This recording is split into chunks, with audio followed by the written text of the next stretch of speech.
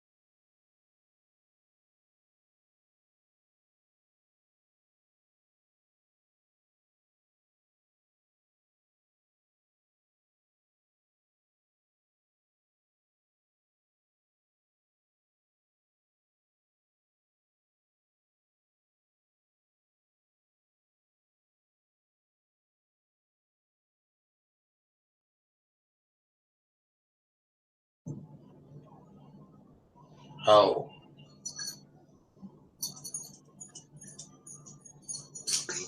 How you doing? I'm doing.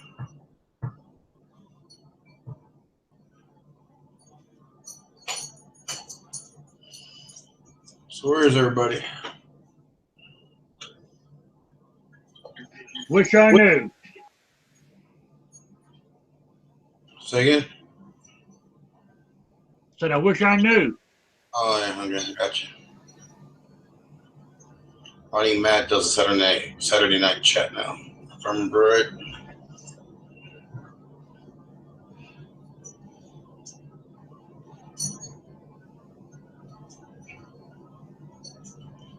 Matt hasn't done Saturday for a while.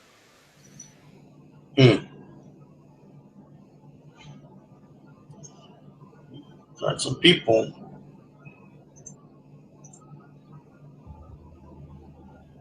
Yeah, where is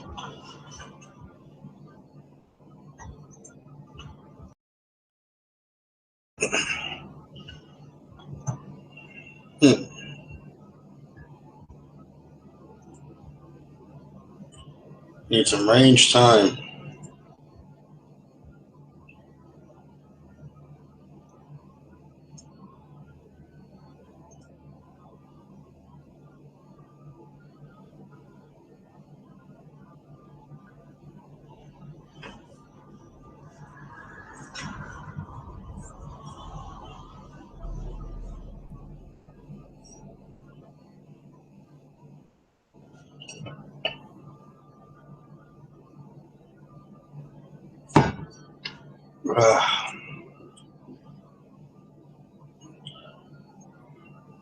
Reals Bob, if you're in there fucking if you're in the chat window, get in the damn chat for God's sakes.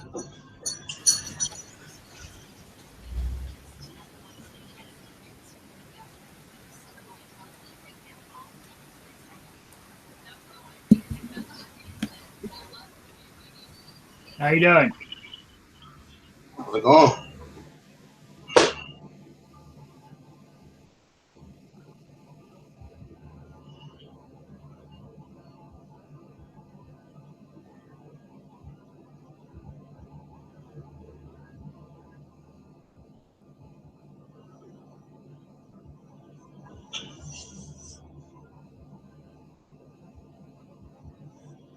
There, no scoop. Howdy. Howdy.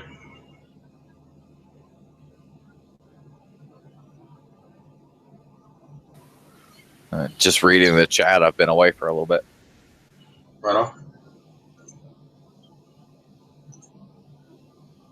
So, you ever seen those YouTube videos with R.D. Mercer? No. This guy does prank calls. It's pretty funny. So you probably have heard it, but it's been a while. And he's always talking about whooping your ass. Hey, ain't nothing for me to whoop a man's ass now. Come on. It's like calling people and talking, threatening them with shit. I've seen a lot of prank call videos. It doesn't jump out at me. This guy, like one time it's funny because he called Goldberg, the wrestler. He like told him like, yeah, you was at the Goldies in Fayetteville or whatever, and you signed my kid's son with a permanent marker. Yeah, and well, we had troubles after that. That wouldn't come off. That's all we try to say is my problem. Well, by God, it is. By God, it's your problem. So you're barking up. You're trying to get money from me, buddy. You're barking at the wrong tree. How about I go down there and just whoop your ass? Like, you. And it goes on from there. But it's funny because Goldberg's like perplexed at the guy. He was like, who? You and what army's gonna whoop my ass? That ain't nothing for me to whoop a man's ass now.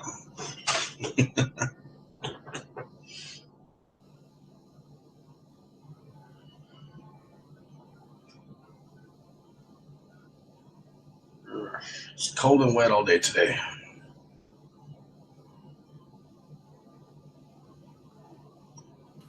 It's been pretty dry here. Are you in Ohio? Been freezing here. I'm in Colorado. Ah, I'm in Rhode Island. One of the craziest things, when I first got here, because I moved here from Germany, and when I got here, it was like 20 degrees outside, and I was wearing a T-shirt. And I didn't understand why. It's just with the elevation and the sun and everything like that. It's just you can't even really go off the temperature. Sprechen Sie Deutsch, baby. But Germany is a whole different kind of cold, man. It's cold like fucking pretty much like 60% of the year. In a very short summer. No, it's not. It's not too bad. It is very, very wet, and it's always overcast. But it's pretty much 3 years without sunlight. My sister lived in Kaiserslautern. Been there. Yeah, K-Town, Simbach Air Force Base. Been to Simbach too. I was working in Ansbach near Kotterbach. Right I'm on. familiar with the name Ansbach, but I don't know if I've been there. Yeah, it's over down there Bavaria way, near Würzburg.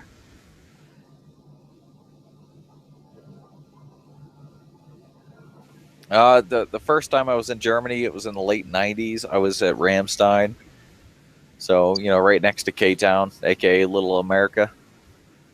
And then this last time I was at Spangdahlem. Okay, yeah, it was I was very close to Nuremberg. Okay, yeah, that was kind of on the way. I've never been to Germany. I've never been abroad. But I like counts of it. I've now spent about a quarter of my life overseas. Well,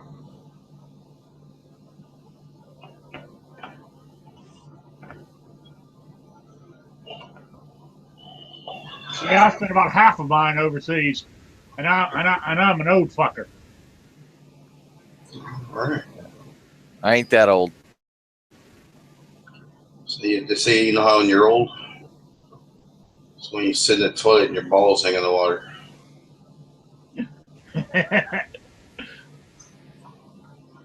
No, I spent, let's see, I'm trying to think. I spent 23 years in England, Wow.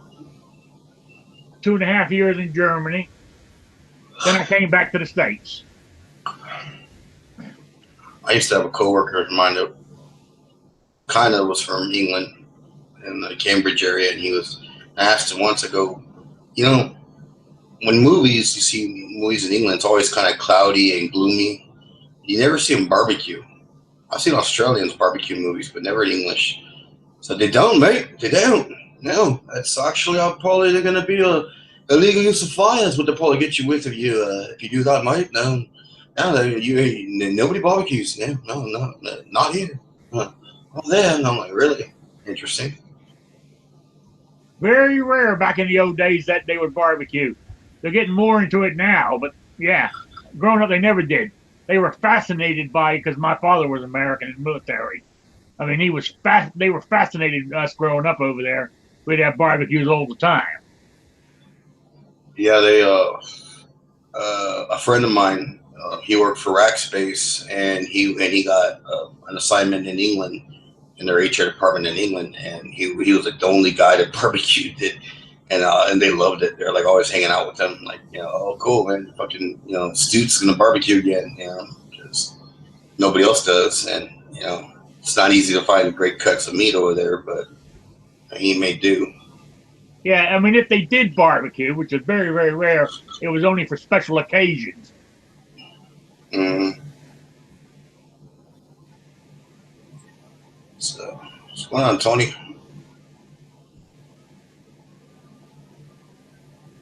Not a hell of a lot. I just can't sleep, so I thought I'd come out here and kill some time. How's everybody doing? Not too bad. Not too bad. Woo-woo. Have you been in a chat before? I don't follow all the chats anymore, but I don't think I've seen you before in a chat. I rarely ever chat at night because I do the early watch every day. during the week. So you're like in Jimmy's chat in the morning, or Yeah, me and Jimmy do that every day. talking about Vin Diesel? Hell no. That's Jimmy, man. That's when I was listening. We were talking. He was in the chat. And I'm like, I can't put my finger on it, but I know you were somewhere. And I'm like, it's fucking Vin Diesel. Nah, Jimmy's a little bitty skinny guy. I'm talking about his voice. I never actually thought about that. You may have something there. I was like, I know this dude. It's like I know this guy. I've heard him. It's because it's funny over the years of shit. What's it been now? 5-6 years chatting with people. You get to know people's voice. Sometimes you'll be like, hey, I remember this old fucker and this old dude from a long time ago. This guy, whatever.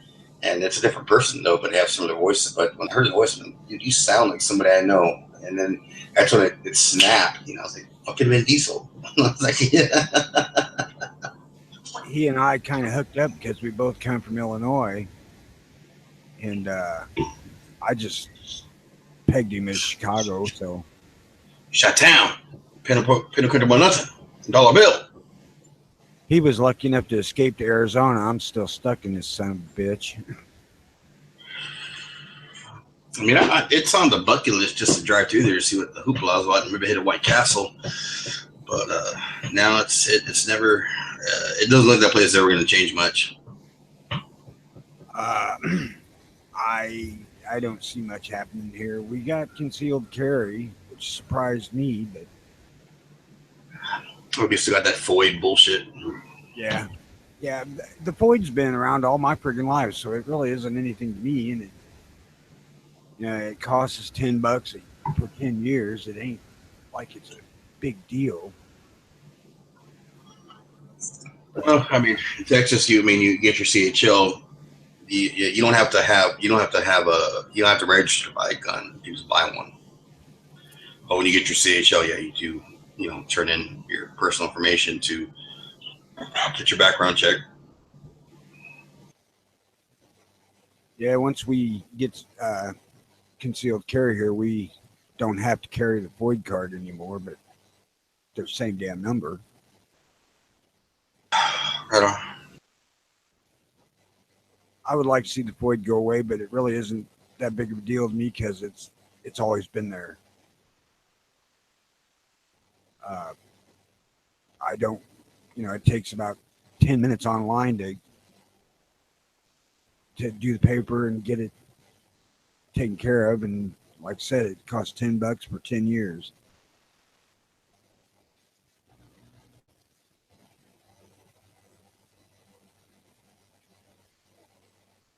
But the problem is you can't order diddly shit online like ammo or something and get it here without having to give them your Floyd. You have to, places that will actually ship you stuff, you have to fax them your Floyd or an image of your Floyd so they can have it on record.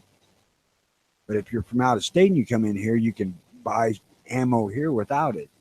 It's bullshit because I can't.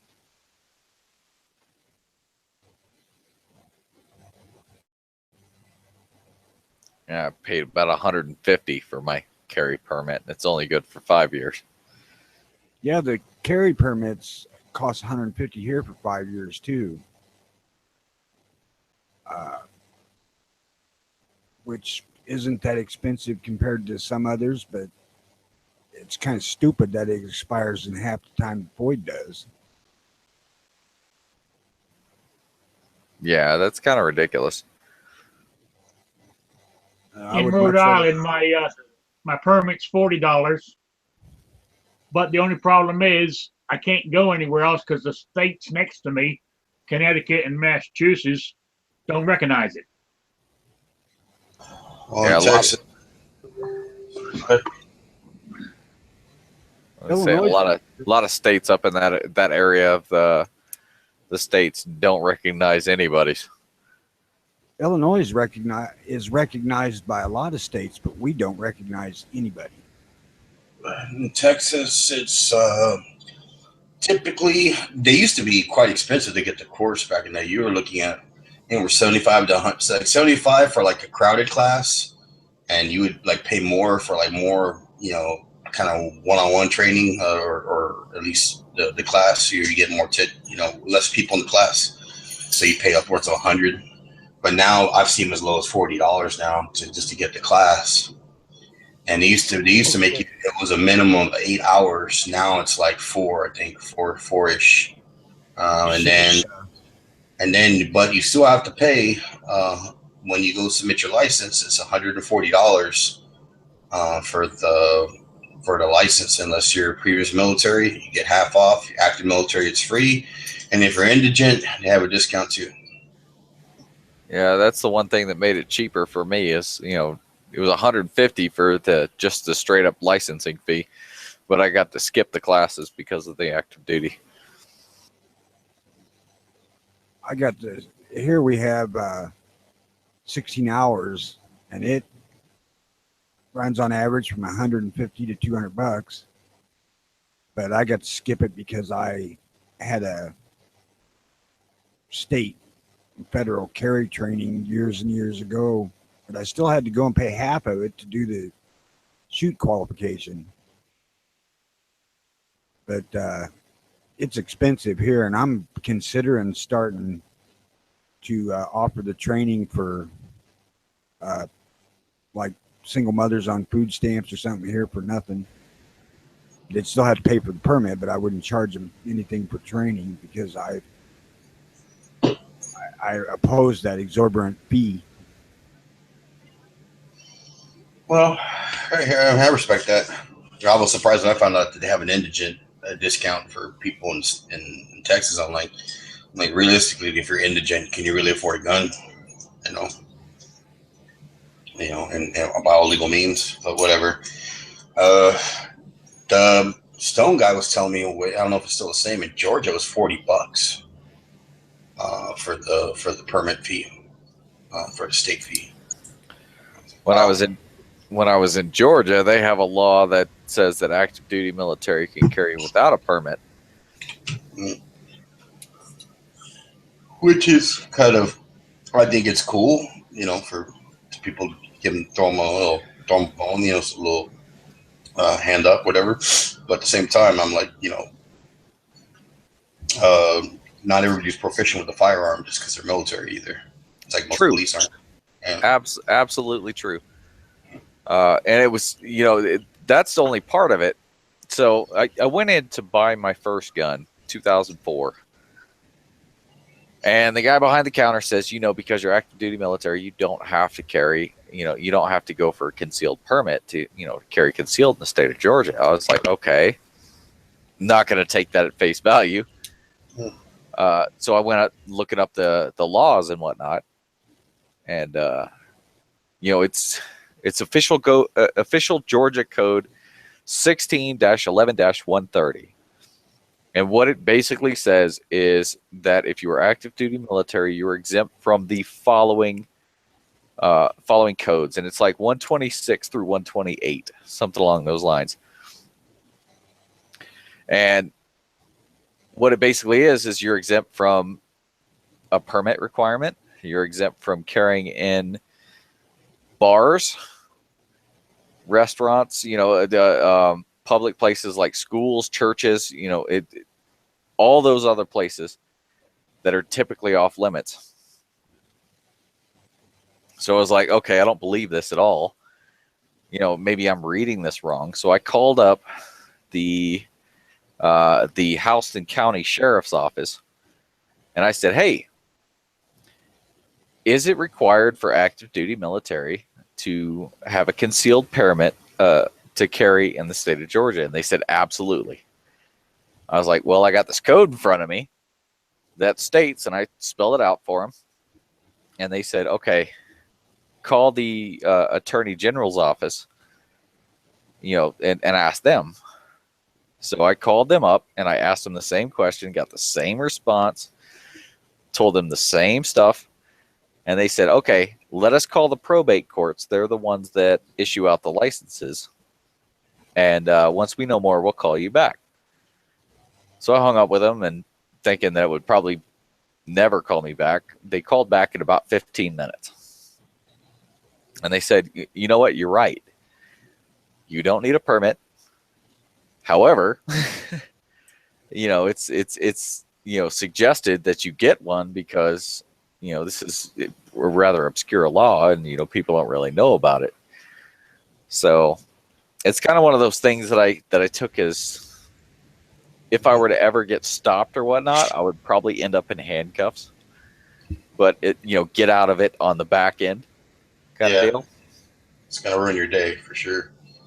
I'll tell you what I do. I got a freaking printout of the damn law that I carry with me in the vehicle. So when I get stopped by a freaking cop that doesn't know the laws here, I can at least show him what it says. Well, hopefully he'll be obliged you to read it, because unfortunately those guys are like, I'm sorry, we have city ordinance that mandates that despite whatever Texas or state law you have, we have a city ordinance that you never win that argument side of the road, unfortunately. But it's smart of you to have it, mind you. One of the things I do like about Texas is that police officers, even though they get to conceal carry within their jurisdiction, and they're getting there, like for San Antonio, for instance, they're required to carry a gun on all times, but they can't leave that jurisdiction and conceal carry. And they have to get a concealed carry permit just like everybody else.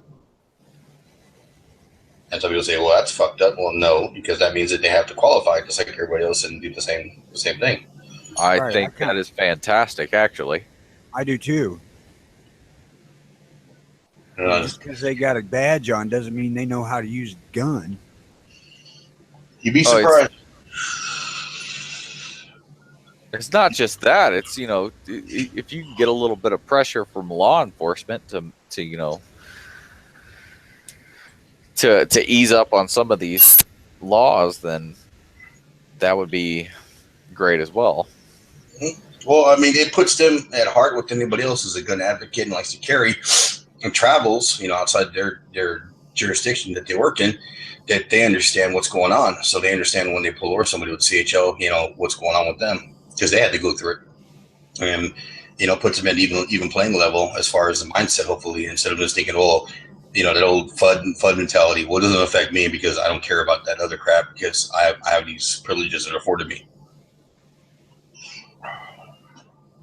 I can carry wherever I want to, and so on, because I'm a police officer, or Leo.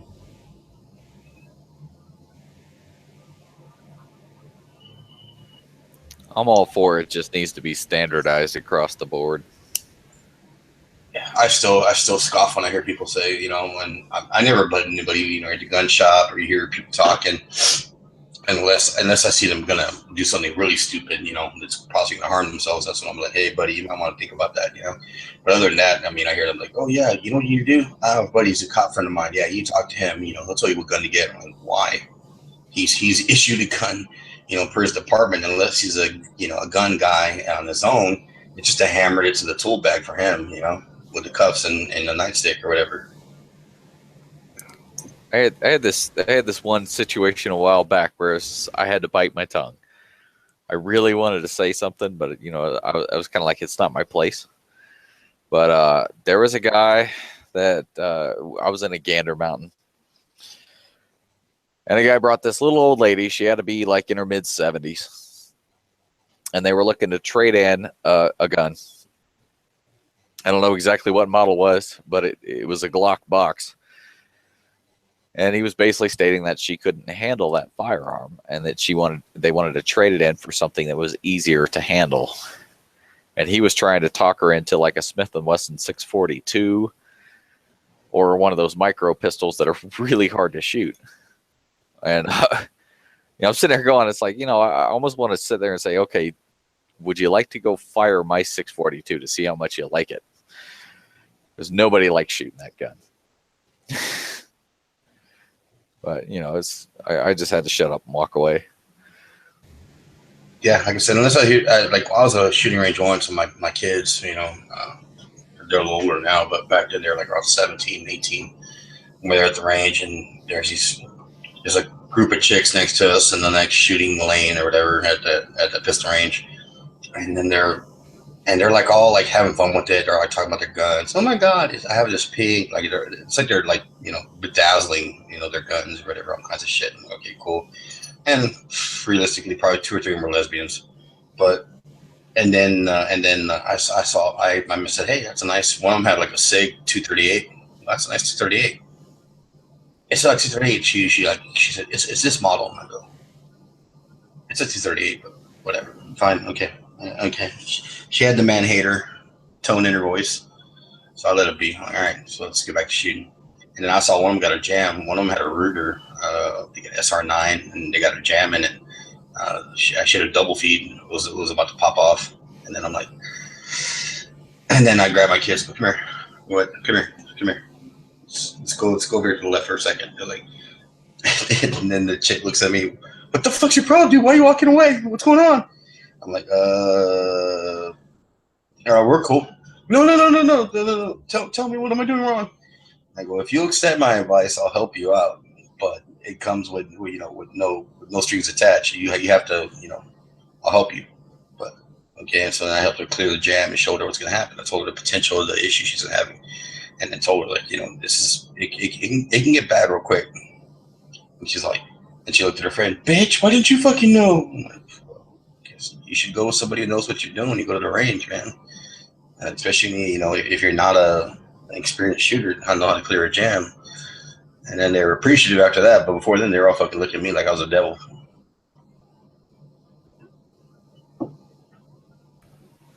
Yeah, my wife had a lot of trouble with racking the slide on the gun, so I've been real concerned about her clearing malfunctions and whatnot. So I put a Smith & Wesson 686 in her hands, and she's loved it so far. I've tried to teach my wife, like on my Glocks. My daughter, my 12-year-old daughter, she's gonna be 13 in a couple of days.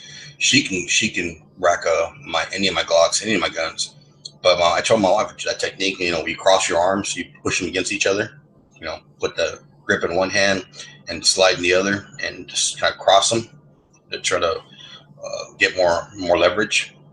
Oh, she couldn't. She was, I can. And when I got that Smith & Wesson Model 19-3, that snub nose revolver, I brought it home. I said, hey, try to pull the trigger on this. And man, that trigger is really smooth. It's like a late 60s revolver.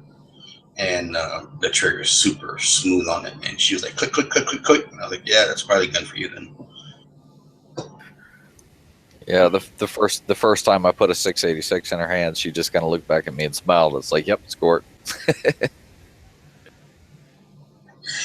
Yeah, she's still. My wife's been to the range with me, but she's never shot. And she was all about it for the longest time because like all her friends were doing it, and like, oh, it's so cool. And then Sandy Hook happened, and like guns suck. I was like, well, whatever. But all my kids, I've taught them how to shoot and be proficient with firearms and safety. Practice firearm safety. My youngest is she's gonna be 13. She's a pretty good shot. She's a very natural shooter. I've actually put a lot of guns in her hands. The first gun I ever had her fire was the 45, so she did fine with that. Glocks, the CZ, an SP-101, the 642, the 686. I've put a lot of different firearms in her hands. She's handled them all well as far as firing them goes. It's just the whole manipulating the slide that's the problem. Yeah, I remember one time I was leaving the house. I had to go. I was going to the farmers festival, and she's like, "You're gonna leave us? Yeah. You're not gonna leave a gun?" I go, "If I leave one, it'd be with Isabella because she's the only one qualified to use one in this house. You never, gone to the range or you gone, but you never carried the practice to shoot. Isabella actually knows how to, load a gun, charge one, and clear one, and shoot. Isn't that pathetic? Your 12-year-old daughters, you would be the one saving your ass. But yes, yeah. Well, if you gun, well, you probably shoot yourself if anything. You don't know how to handle one or clear one. You want to know what's funny is when I started getting her in on the revolver, and she liked it so much. Now she wants to keep going to shoot. Well, she keeps asking me to load rounds up for her, and I'm like, yeah, you keep this up, I'm gonna have to teach you how to reload so that you can do it yourself. Yep. See, you spent 2 hours at the bench just like, a little old lady at a slot machine.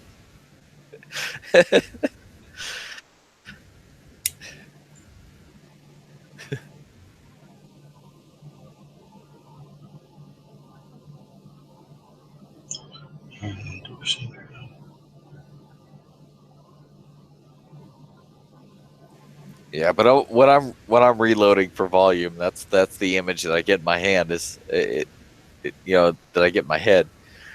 It's like one of those people that sits at a slot machine in Vegas just pulling the handle over and over again. Uh-huh.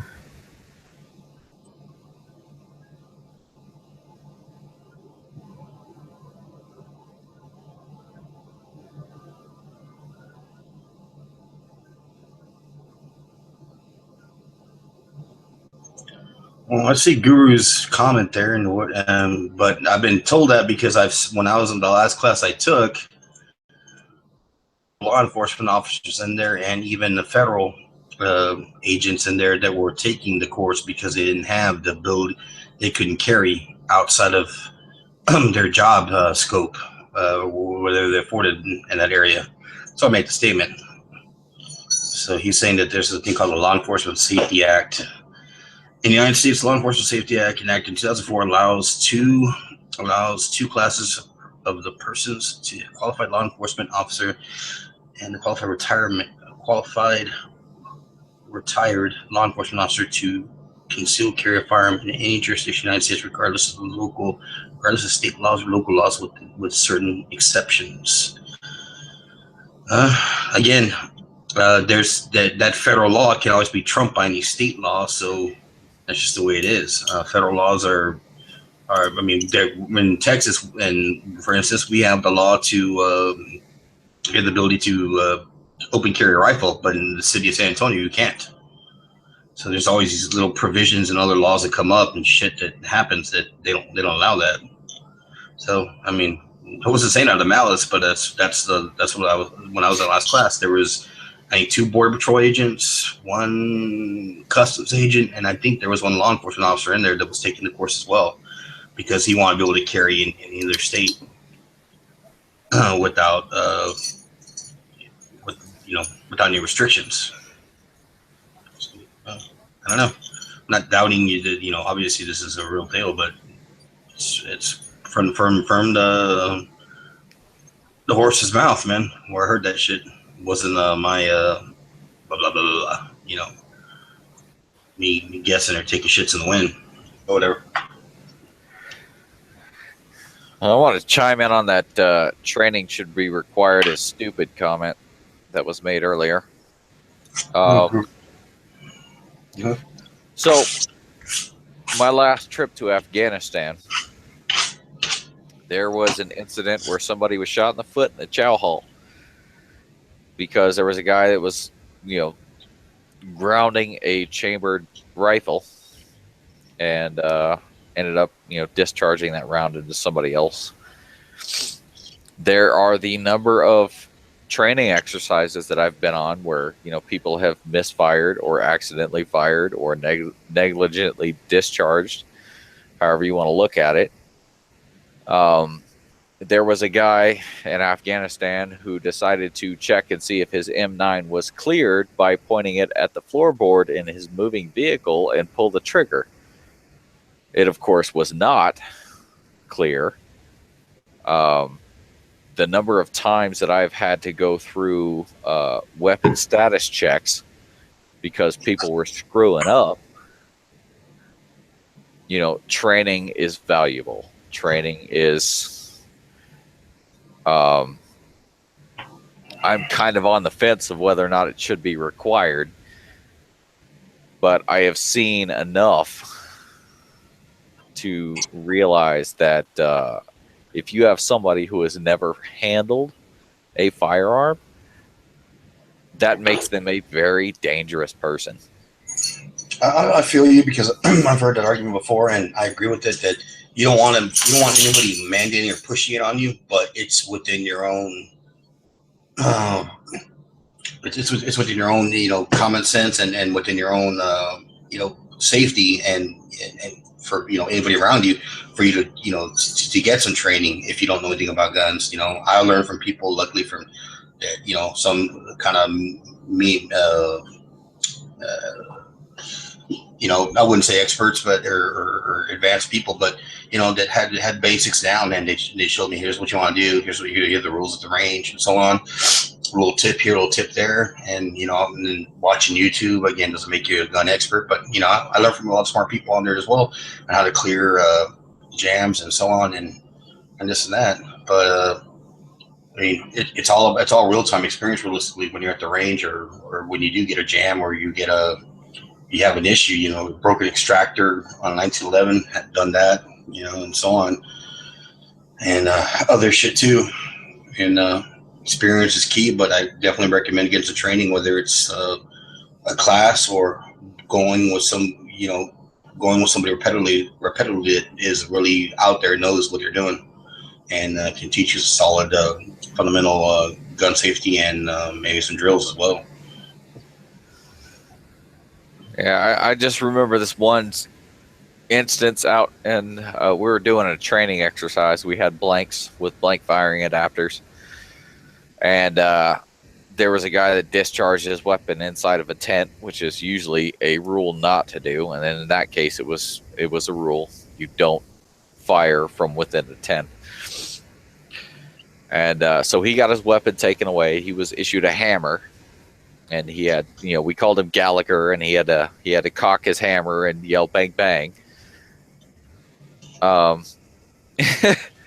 So I worked with him for a little bit. I sat there in the tent. I told him, all right, go through the process of loading your weapon. Go through the process of unloading. Clear it. Just the general drills and everything like that. And just every third phrase out of my mouth was, "Get your finger off the trigger. Get your finger off the trigger." We sat there like that for a half an hour. He was getting frustrated. I was getting frustrated. And I was just trying to break him of that, as like, you need to slow down.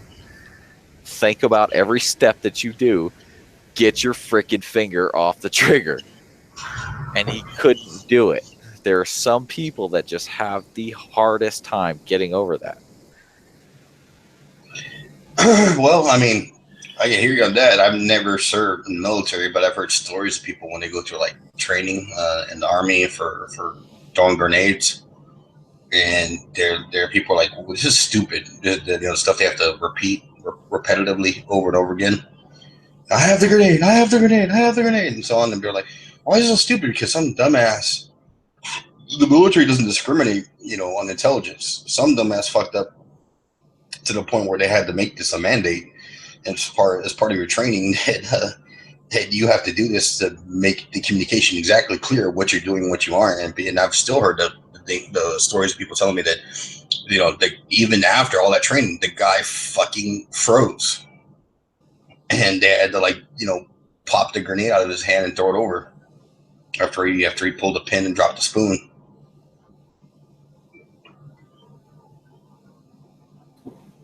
Yeah, and that's the scary part. And when it comes down to, random people, in any walk of life, whether they be military or civilian or whatever,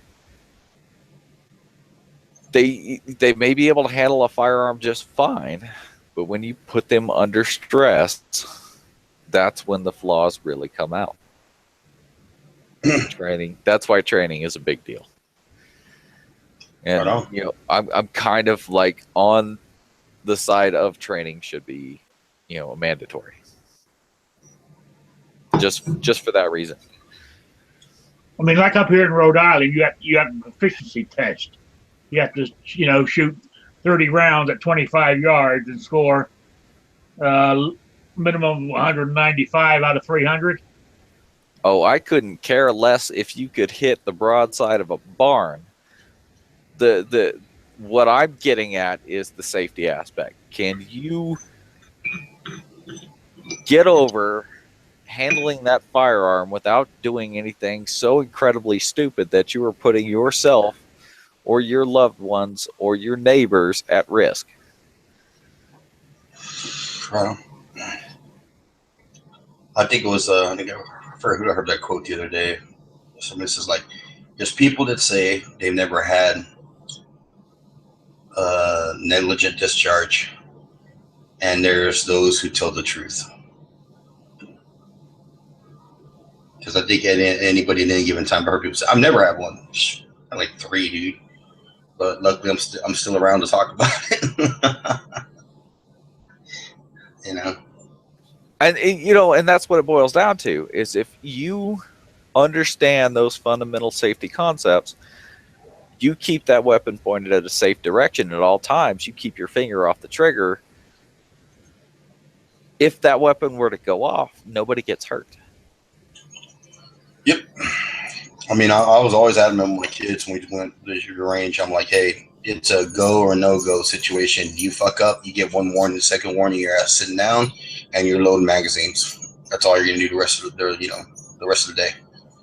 I'm only gonna give you one warning of, hey, don't muzzle sweep or this and that, and that's it. You get one warning, and then you're gonna get to sit down and load magazines for everybody else to shoot the rest of the day. That's your job. And that's another funny bit. I've never had anybody, intentionally point a weapon at me. I've never been shot at directly. I have been swept with my own guns more times than I care to think about, because, I'm trying to teach people and they end up doing something they should not. You're like that. And that guy was in Heartbreak Ridge. Gunny, my gun isn't working right.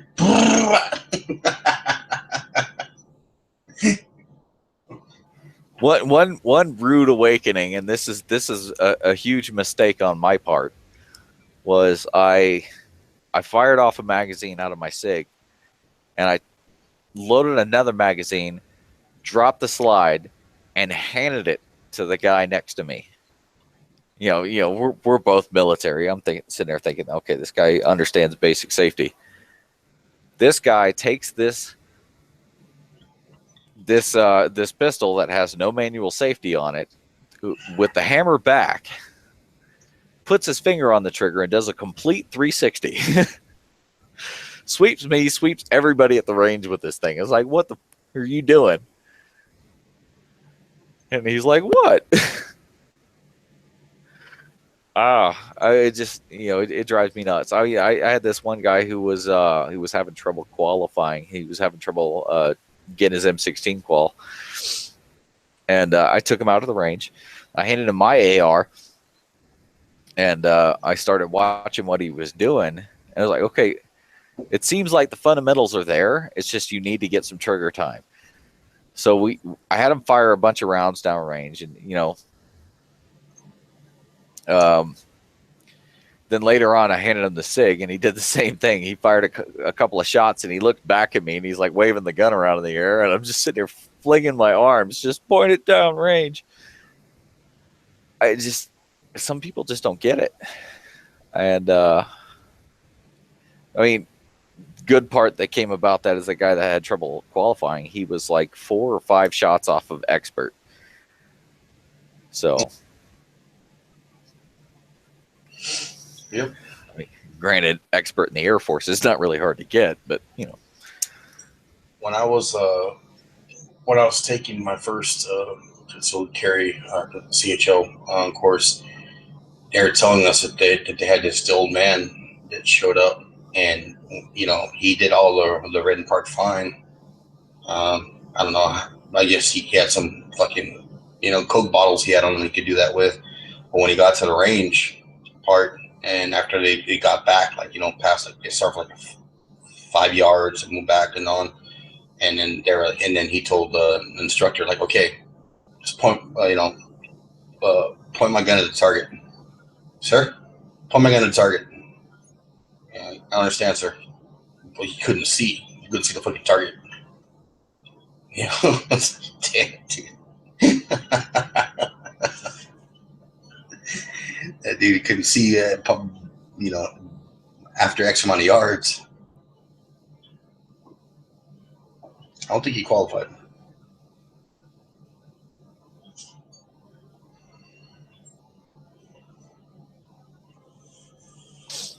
Yeah, my only issue gets to people that can't get the concept of, you know, muzzle discipline.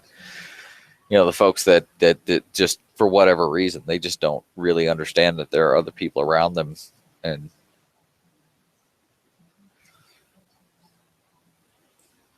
I walked into Cabela's with the wife, and we had the kid and everything like that. And there was a guy. Well, there was the guy behind the counter, and then there was the guy that was checking out the gun, and they both pointed that gun right at my freaking baby. And I was a little upset with that. And we both ended up just walking away. But, you know, it's just, you know, I see people that can't exercise at least basic muscle discipline. I mean, when you're in a gun shop, when you're in a gun show, there's a lot of people around. It's very hard to not sweep somebody, but, you know, it's obvious when you can tell the people are, you know, giving no effort to that. And those are the people that drive me nuts.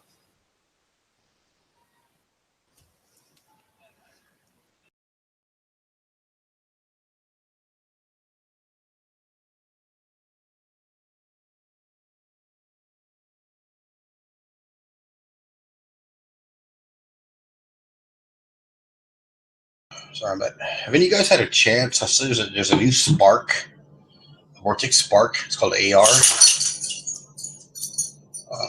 optic. You guys had any fun with that or any research on that?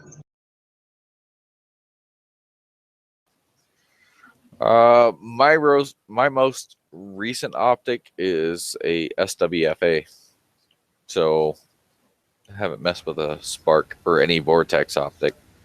I have the old first gen that they have, and it's a solid optic in my opinion. But this new one has they trimmed it down and did some mods to it, and they had it on sale this past weekend or since Friday for $199 with free shipping on Palmetto State Armory. And that's typically what they cost, around $200, but they had free shipping on it, which is usually not too common on Palmetto State. But, I need to do some research on that. It looks like a solid optic.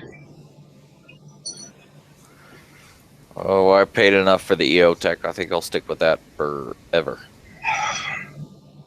And those weren't cheap. I remember when I got into ARs, that was like one of the hottest ones until the aim point started blowing up. So people started, you know, kind of ducking EOTech and going more towards aim point. And that's if you couldn't afford the Jesus optic, the Trijicon.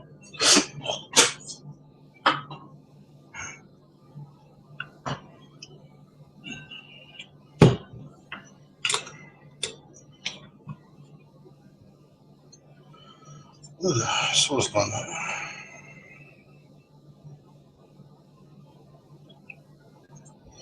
They say Gander Mountain might go under.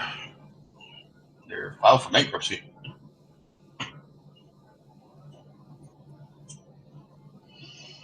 You know, it's funny, I mentioned that to some guys at work, and they're like, figures, because the one here in San Antonio, it's always dead when you walk in there. And I was like, well, they got selection, and, you know, a lot of footwear and camping stuff, or outdoor stuff, but, you know, they call it the home of the $600 Glock.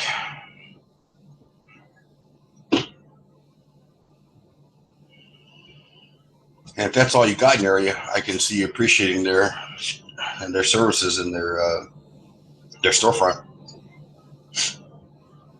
But I typically don't see many Gander Mountains where that's the only spot you got. Usually there's Academy or something else in that area as well. You don't really go anywhere where they're like you're going to be the only store. Yeah, there was a Gander Mountain that was like the closest spot to where I live, and I kept going in there, and it's just I went in there looking for specifics, and I was just disappointed. A lot of times I ended up just walking back out without buying anything. So I think they're kind of missing the point on what people want. So I've been to the one here in San Antonio once, about a month after they opened, and I saw a lot of boots, a lot of footwear, outdoor like gear, and then a pretty nice gun display where they had a lot of selection. Even some, they had Mosins on sale when I was there. They had some surplus stuff, but nothing that I saw that like, God dang, I need to get this right now. Like I can't walk out of here. I've heard people like have stories about the Cabela's where they walk in there and Cabela's got a deal on, some Mausers or this or that, and they're like, they're trying to sneak it in the house into the day so the wife doesn't see it.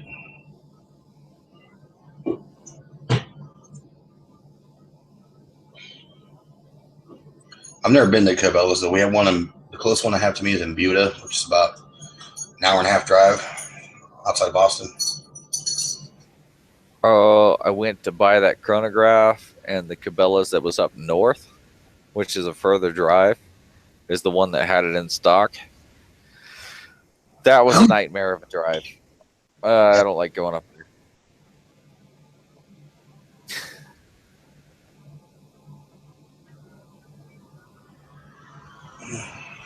Basically, I had to drive through Denver during rush hour traffic. That was not fun. That's where my sister-in-law lives now. And they love the brownies, let me tell you. Yum, yum, yum. That's another thing that irritates the shit out of me. I wish pot was not legal in the state. I really do. Because, it's not legal for the military. And, I'm fine with that. I don't care. The problem is I've been getting piss tested like every other week since I got here, and I'm just so irritated with it. I can hear your argument on that for sure. Me personally, I don't indulge or do pot. I love my beer, and I've done it in the past. Doesn't really do anything for me. I never really cared for it. But the people I've seen, man, if it helps people relax and chill, and they can, take the edge off at the end of the week or whatever it is, and be cool and smart about it, I don't got a problem with it. They can make a shitload of money off it. Now I see your world, what's happening to you, how it's affecting you. But, geez, man, it's always going to be something that's going to continue to grow as far as the views on and law enforcement and the legislature and how they're going to enforce it in municipalities and this and that, and what they're going to do about it, despite it being legal.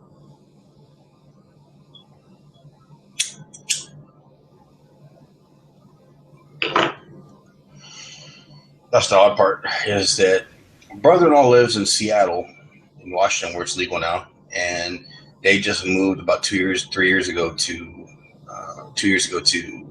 Colorado, Denver area, and now it's legal there. So both of my in-laws now live in legal pot buying areas.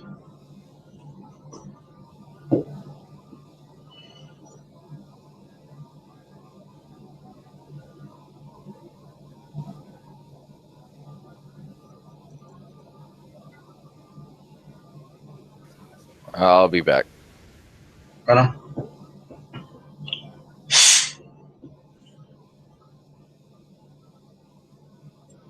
So were you raised and born in Rhode Island? No. No, hang on. I was gonna say, you sound like you have an accent, like you're from the South.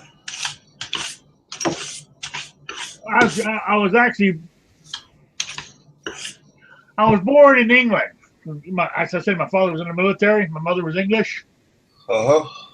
But every time we got stationed in the States, we always lived down south. Georgia area, mainly. I was going to say, it sounds like you're from Bama or Georgia. Yeah. No, I moved up here. I was working I was a federal employee. And I got moved up here for a job. And I've been here ever since. Mm-hmm. Why, I don't know. But, this is the longest. This is the longest time I have actually ever been anywhere in one time. Well, I almost got sent to Dover once. On the gig I had, they were talking about moving that operation to Dover, and I was like, ugh, I can't, because the money I'm making here in Texas doing that gig was pretty fat. But you go out east, northeast, and that money doesn't equivocate to the same kind of quality of life you get here in Texas. Oh, absolutely.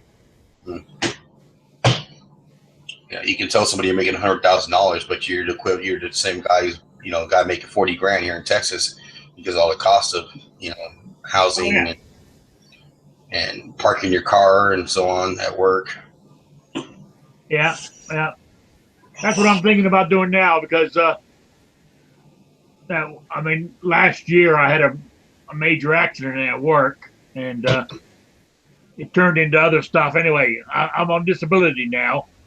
Mm-hmm. And I'm figuring, my disability to be worth more dollar-wise if I move further south. There's a lot of folks that, they're from Virginia, all over the states, that get stationed here at one point, mainly the Air Force or the Army, because we have Fort Sam Houston and Lackland and Kelly, part of Kelly anyway. But they get stationed here, and they like the cost of living here. So even though they get stationed several times over, like Hawaii and so on, or these other places they go to, and other countries, they usually, when they get cut loose, 20 years are done, they're like, well, I'm going to retire in Texas, because I get the best bang for my buck. As far as my cost of living and what I'm afforded for my retirement. You're right. I mean, like this disability, it's a fixed income. So what I get here will be the same as what I get down there. And I think I'll get more for my money if I move down that direction. Yep.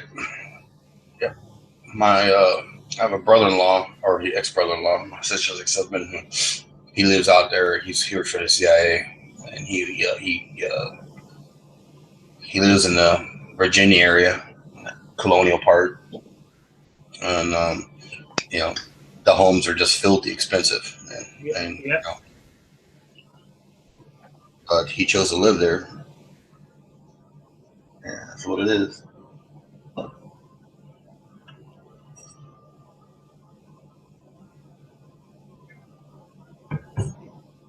I lived here all my life, and I'm 40 years old.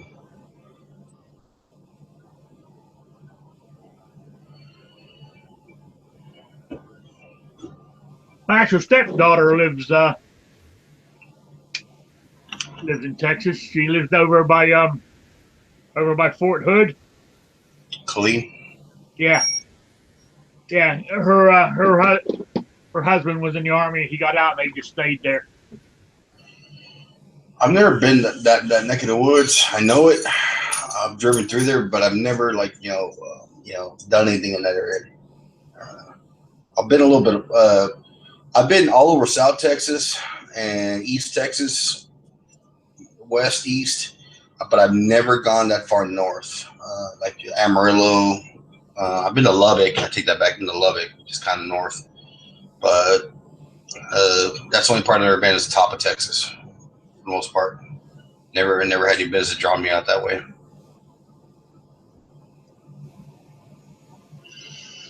And like Billy Bob Thornton said, it was him. It's like, sorry, sir. It's the asteroid the size of Texas, and it's a big ass state.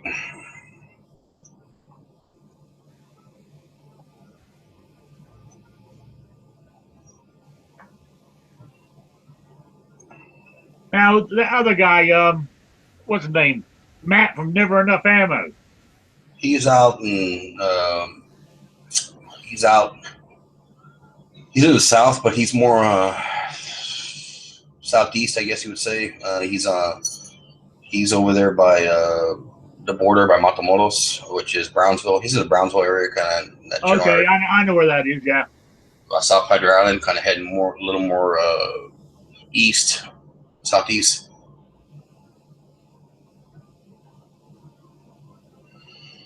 At least that's what I understand. He's at. see Nathan's out. Nathan from Nathan's Armory is out in Fort Worth area. That guy, Demolition Rancher, seen his channel, or Vet Ranch, or Off the Ranch. He's out. He's like about 20 minutes away from where I am now. He's out in Bernie. Okay.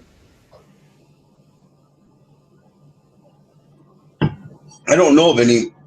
The only other San Antonio channel I know, a guy out of San Antonio who's pretty big, or not big, but has a good following, is Life Size Potato.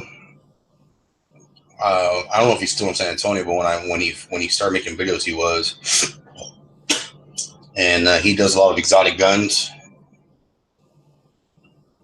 He's all about, he's into all the weird guns that nobody knows about. Oh, that's a niche market. Yeah, and he got some money for them toys because they're not cheap. He's a fan of his channel because he has one of those Korth revolvers, which are these like super high end German made like revolvers that make like the Colt Pythons look like Rossi's. Yeah. They're like $3,000, starts to get one, just to buy in the one, and so on. He's on to those kind of high end exotic guns and some low end guns that nobody even knows about, and that are just 1-offs or 2-offs and so on that didn't last long. He's all about that. I talked to the guy once and talked to me about shooting with him, but I try to with any local YouTubers I can. But he was just a little more, let's say, abrasive about I guess hanging out or whatever, doing something.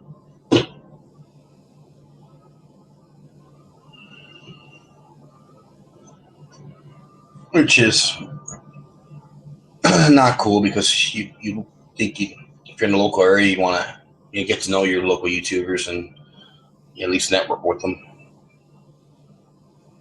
Oh yeah, I agree with you there. Yeah, like I know there's another guy, Cat, Mayor Fugly Cool. He's in the San Antonio area, and he's at the gun show. I'm gonna go tomorrow to the Saxon gun show. I'll see him there. He has a booth at the gun show where he cleans guns. He offers a gun cleaning service, and I'll probably see him tomorrow. And he's a cool dude. He's he's a little outspoken, but he's a cool dude. And but he has his opinion and he backs it up. He doesn't just talk shit. But he's a cool dude, and then I see him as much. I saw him at the Texas Farm Festival this past year, and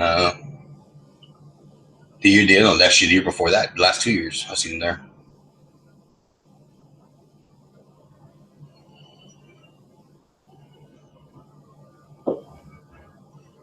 So, what's your carry gun? Since you're in Rhode Island, what do you? And you said you don't get to. I thought you said you don't carry much because of the restrictions, but what do you like to carry there? You won't believe it. I carry that full size M&P 45. Ain't nothing wrong with that. Mind you, I did get my. I didn't finish that conversation. I actually got a non-resident for Connecticut, which is $100 right now. It's $140 for 5 years. He wants to put it up to $370. The governor to cover his shortfall on his budget. I heard about that. They like saying, "Well, we're gonna milk the gun people and to cover our shit." And like, sorry, we can't cash in on the smokers anymore because we fucked them in the ass. So. Oh yeah. But then I got my Massachusetts one. Now you think that everybody's got it bad. That one is $100 a year. Anybody who forgets how to pronounce an R, gun in my car. Yeah, my name, my buddy Judge. Gun in my car. Yes, a chatter. Yeah, so I have to get those two before I can move around. You know what I'm saying? The Rhode Island's not that big. No, but it looks like a speck on the map when you see it. It's not much bigger in real life either. It's probably the size of San Antonio. Or maybe Houston. I made a road trip to New York last year, and I had to just leave the guns behind. even though I could carry in just about every state between here and there. The fact that you can't go into New York with a firearm is just, you know. I don't know. Yeah, it sucks. I've been there. I was doing this one gig while I was contracting, and I was in Victoria, Texas, and they're like, "Okay, we need you to fly to fucking Colorado and do this gig." I'm like, "I'm assigned to South Texas. You know, only 4 hours out of the way. You told me that. Like, well, we need you." So this is a go or no go kind of shit. I'm not saying that, but we need you. I'm like, okay, so you just said it. All right. I'm like, where the fuck? Because I had my SIG to SB 2022 on me, and I'm like, you know, like where the fuck am I gonna put this some bitch? And I was thinking like going like a gun shop and fucking just FFLing it back to myself or whatever to the next morning. But luckily they called me back and called me off the job. Now stand down here. No, you don't have to go to that gig. I'm like, fuck. I'm gonna do this fucking gun that I brought me because I'm sorry if I'm traveling, I'm gonna carry a fucking gun. Colorado is actually pretty good. I mean, with the exception of the mag limit, but I never understood about Colorado. Colorado's, you know, is an avid hunting atmosphere that all of a sudden that, you know, in the past like 8 years they just went so liberal that they're like, okay, we don't like guns like this anymore. I just don't understand that. I don't understand that logic because, I mean, shoot, dude, people hunt like a motherfucker in Colorado.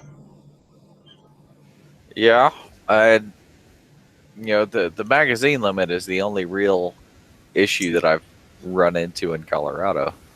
Well, I think that's some of the people have talked about in the past is when the FUDs, the guys who only hunt, don't care about everybody else's rights because they're like, oh, like, you know, I got my lever action and my bolt action, my bolt, you know, bolt rifle, and I have my, you know, my 6-shooter, and But you know, but you're saying you couldn't carry in Colorado? no. I'm just talking about Colorado's over the past 8 years. How things have changed to where they've gotten restrictive. They've enforced these. They've adopted these restrictions like the magazine ban and so on and this and that. It's odd, but I think a lot of it has to do with the FUDs in that area that are more hunting oriented, where they don't really care about ARs or pistols. Yeah, the magazine limit is the only thing that I'm really aware of in Colorado that's really been an issue, and I think even a lot of the police are against the whole mag limit. And the way they wrote the law, it's pretty much unenforceable, anyways.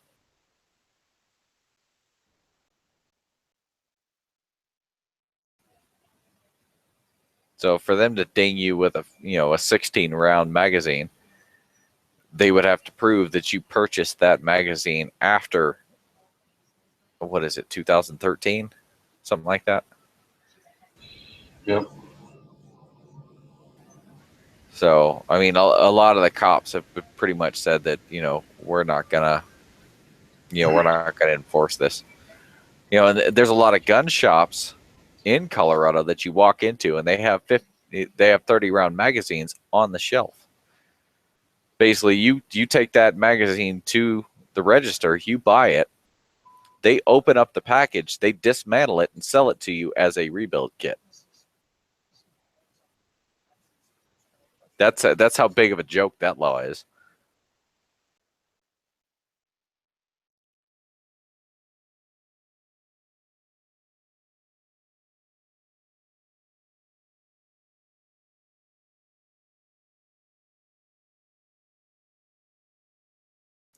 The only other issue that I'm aware of here in Colorado is you can't open carry in Denver County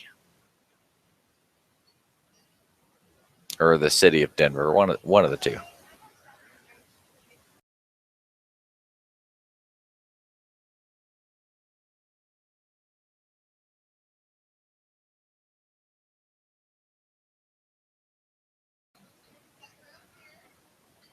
Aside from those two laws, it's pretty much a friendly state.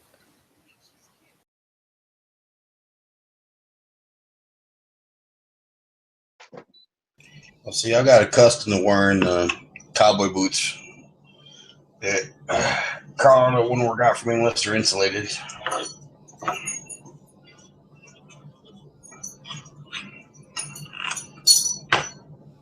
I like my boots.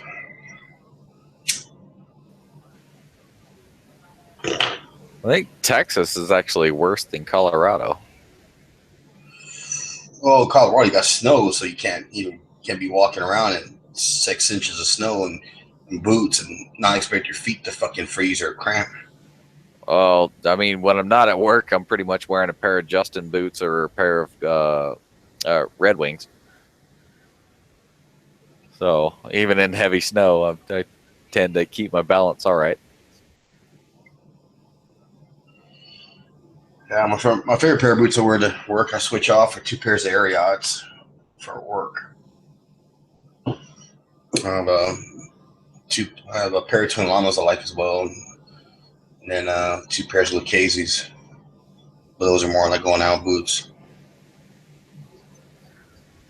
Yeah, after being in enough houses where I have to pull my boots off or pull my shoes off, I just started wearing pull-on type cowboy boots, and it's pretty much the way I go with. Once you break them in, they're comfortable as shit, man. Oh yeah.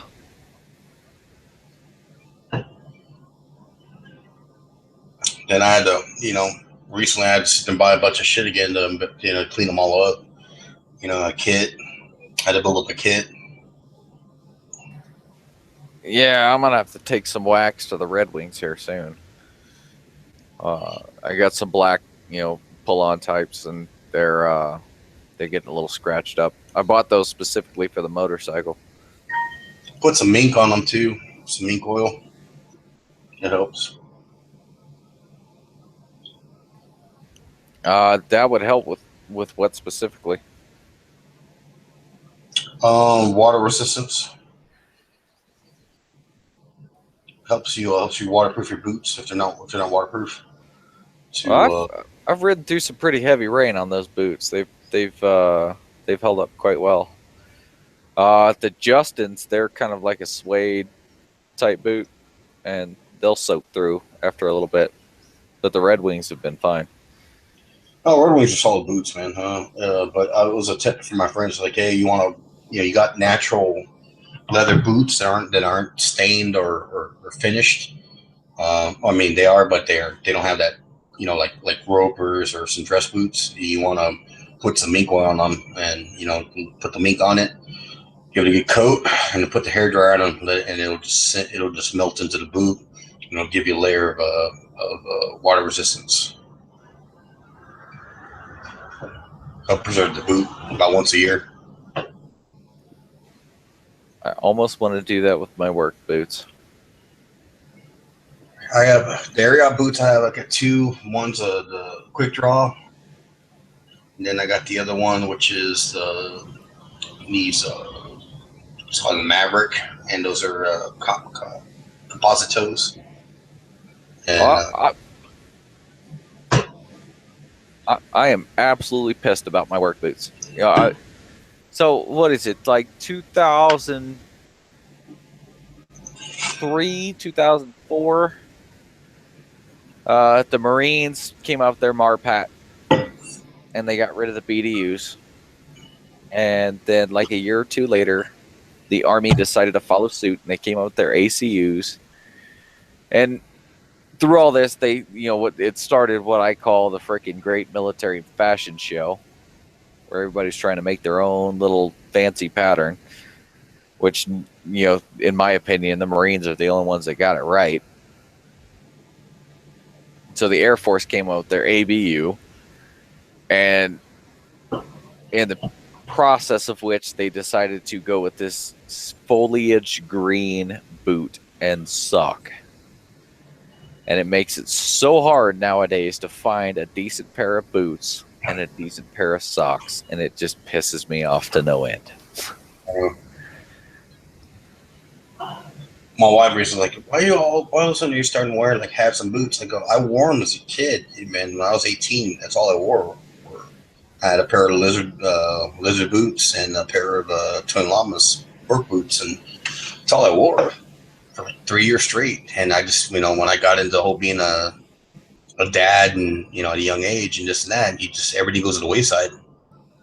So I was like, and then it's like, shit, I'm from Texas, and, I wanted to buy someone, I bought one pair of boots and then buying fucking 4 more pairs. And so on, hats as well. It's the way it was, and I'm glad to be back where I'm at. So you're saying you wear Ariats? I've seen those. I haven't tried them out. I mean, my real experience is just with the Justins and the Red Wings. I mean, have you tried out Justins or Red Wings, and can you compare them? Or no, Red Wings, I've never had an experience with them. I've never owned a pair, but everybody I have known has owned them. Especially, they're just, I understand they're considered expensive, but they're solid boots. I've never seen a person that's owned a pair of Red Wings and complained about them, whether it's the old school leather, pull up work boots, or the lace-ons and whatnot. Justin and Ariat are, for the most part, they're Ariats are made in China. A lot of Justin boots are made in China as well. Just depends on which ones you get. Some Justins are made in El Paso, some are made in China. Just depends. Tony Lamas are all made in El Paso. Lucchese is made in El Paso. Dad Post is somewhere out there in East Texas or West Texas. I think West Texas. But Ariats are pretty good. I mean, the only thing about them is that if you have to resole them, it gets a little tricky. Some what they call them, boot repair people or shoe repair people or cobblers won't want to do them because they can't guarantee the results.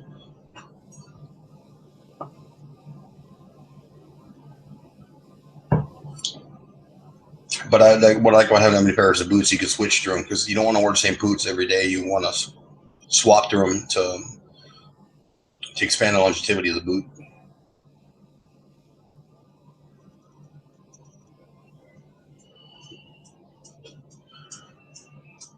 But I like Twin Llama.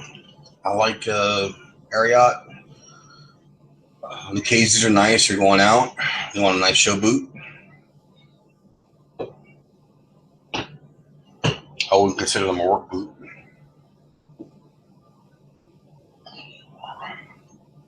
When I bought those Twin Llamas, man, that pair I have, they're Buckaroos. They go all the way up to almost your knee, and they had a serious riding heel. I had to take it as cobbler and tell him, can you take the heel down just a bit? Because I don't know what's like to walk on high heels, but I got an idea after those boots. I had to have them take it down just a bit to where they felt comfortable to wear. Because, man, I felt like my ankles were up. Or not my ankles, my heels were just so at an angle. It didn't work.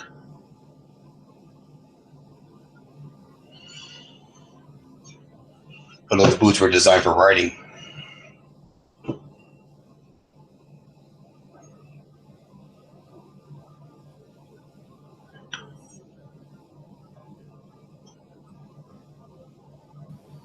I just had to pull my Justins off and look. Looks like they were made in USA. Oh, those are? You probably got some high-end ones because the other day my buddy at work, and I was telling him, Ariats are made in China. He said, no, they aren't. They're made in China, brother. And then he looked and he goes, damn, they are. And then he has like 2 pairs of boots because, I switched it through them to preserve them. And he looked at his Justins and he was like, damn, Justins are made in China too. Well, the low-end ones. The low-end ones. Yeah. Was it? I had a set of Harley boots that I had for the longest time, and I finally looked at those, and those were made in China.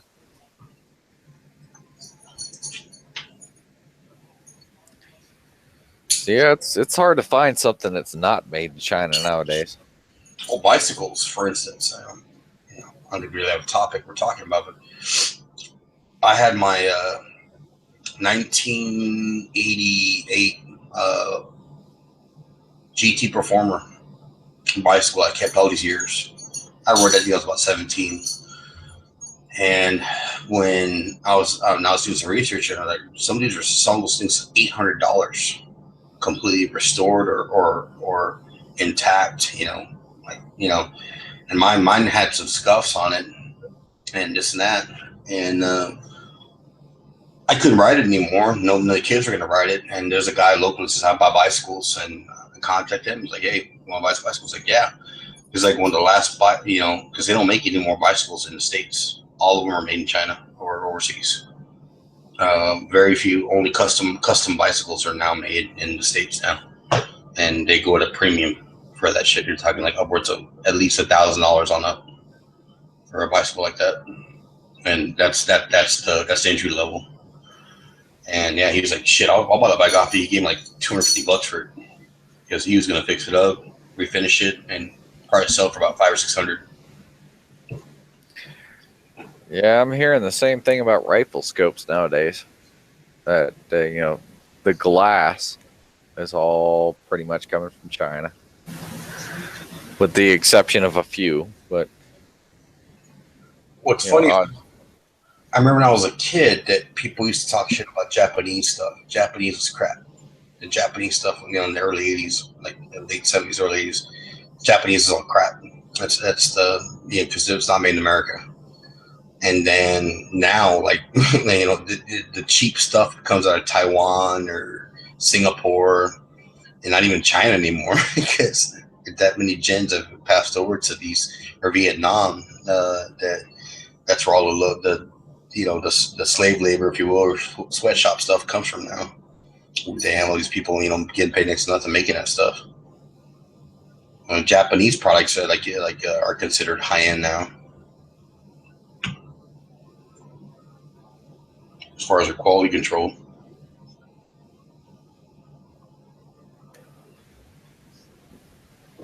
yep, as the Chinese, as they start building up their economy and making lives better for everybody, then next thing you know it, they're going to be the new Japanese or whatever, just because because they're more than capable of putting out high quality stuff.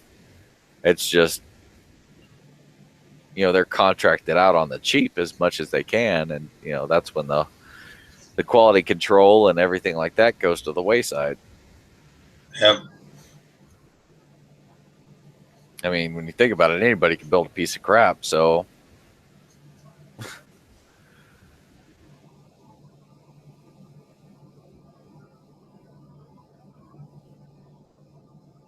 The Chinook you got there? you're talking about my picture there? Mhm. Yeah, that was on the side of a mountain in Pakistan in 2006.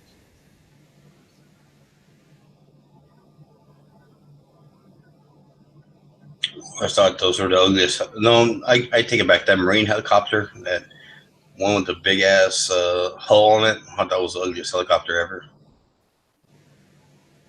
Oh, it was pretty funny. We were sitting in Qasim near Islamabad, and I don't remember what exactly sparked the conversation, but somebody's like, "Why are you so nervous about getting onto a helicopter?" And it's like, "Man, have you looked at Desert Storm at all? Most of our casualties came from Army helicopters crashing."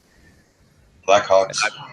I was surrounded by 10th Mountain Division and a bunch of other freaking Army pilots and whatnot, and I just got a whole ton of dirty looks. Well, the Iraqis didn't shoot that many helicopters down, but in Afghanistan they're getting better at it. They were really getting good at shooting down fucking helicopters. Well, as far as Afghanistan goes, we gave them a bunch of Stinger missiles. Mm. Charlie Wilson. But yeah, interesting fact about that picture is if the mountain in the background was gone, just that mountain wasn't there, you would be looking dead at so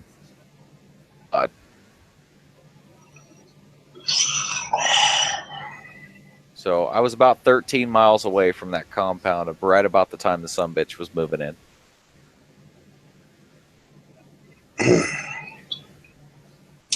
And what were you standing? What kind of load is that you're standing on? That was a net full of food. I was actually out there for earthquake relief.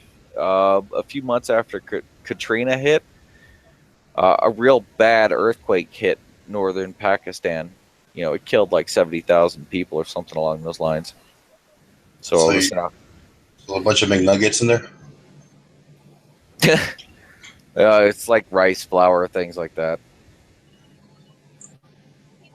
My daughter yesterday opened up the second MRE that I bought at a Top Brass, and her and her friend were, taking a break eating it. And I was like, it's not. It's something that if you don't have anything else, well, goddamn, it's better than nothing. But it's not something you're supposed to like enjoy. It was the Which, It was the- which the way you should have explained it is this is a bag of the worst gas you have ever experienced in your life. That's the way you should have explained it. it was that chicken. What was it?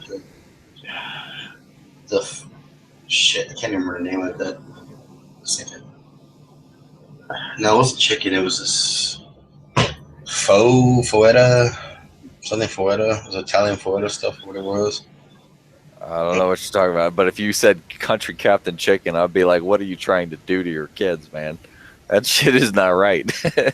I one time I posted on Facebook, when she was opening the first one up, and they're like, "You should be reported this to child services for giving your kid that shit." Yeah, some of them are really, really bad. Some of them are pretty good, though. I mean, everybody loves the pound cake. I mean, Well, there's that one group. I mean, mind you, everything's contained with that one packet. You need that one pouch to do everything you need to do. But the other one that I hear people talking is that Blue Mountain or whatever it is. It does, you have to cook it though. You have to cook it in a pot and have like a kid to do that. And that's like really good shit. I'm not familiar with those at all. I'm just familiar with the military issued ones.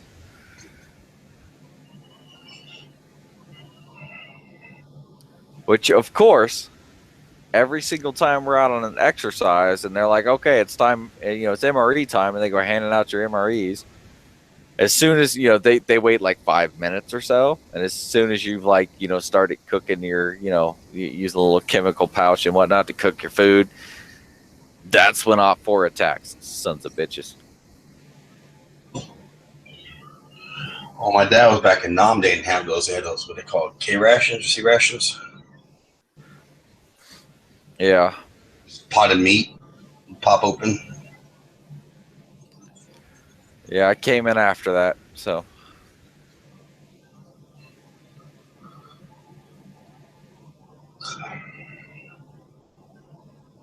I remember my dad used to tell me when they were in the deployment in Vietnam on the ship, or no, I think it's when they were on the land. They dropped beer, but you get a beer ticket, and you can only get one or two. We can only get one beer, but there's a lot of guys that didn't drink, so you would like trade them for the beer tickets, so you can get a bunch of them.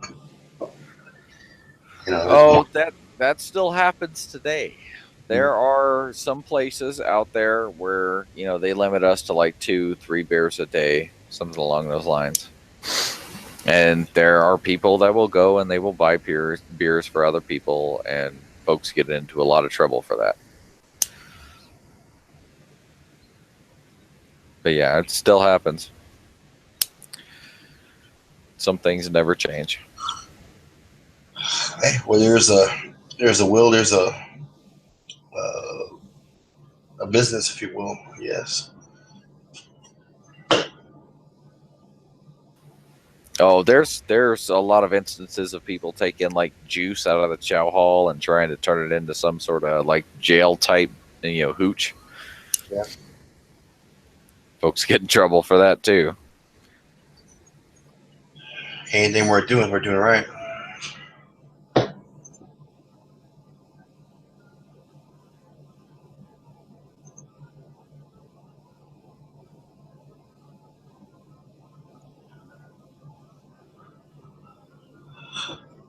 Oh, man.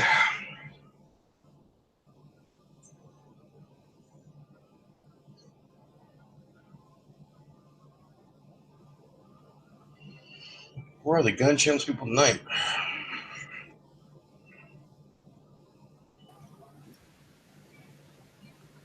So I asked this earlier. You got any experience with magneto speed Magneto speed. chronograph? My buddy Murphy has a chronograph. He has your typical one that I've seen in many videos, but no, I don't have any experience owning one or dealing with one. Actually, when I was fascinating and learning how they work, because you have to have clear skies for them to work properly. Yeah, I just got a magneto speed because it doesn't need the clear skies. It's all a magnetic sensor type deal. Mm-hmm. So I haven't taken it out yet, so I got no idea. So I guess I'll be figuring it out here pretty soon. Yeah, I was surprised not because I see people shooting all the time. And we were there at one time, and the clouds kept coming over. He's like, "Yeah, I'm getting inconsistent readings to these clouds and cloud cover." Oh, cool. Yeah, I've been working load development for the rifle, and the other day I plugged 5 rounds into 6/10 of an inch. So I figure I'm getting pretty close to the accuracy I need. So I'm going to start working on determining the velocities. I don't know. So I'll be right back. Give me a sec. all right.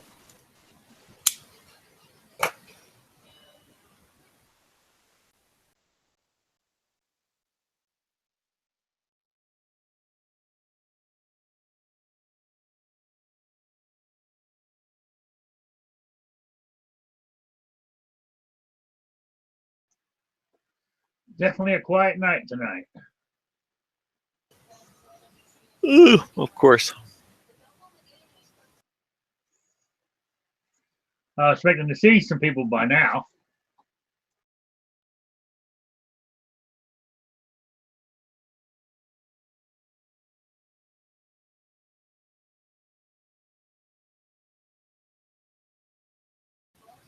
Maybe I should start bashing Glocks or something like that. Maybe that'll get a few people in here.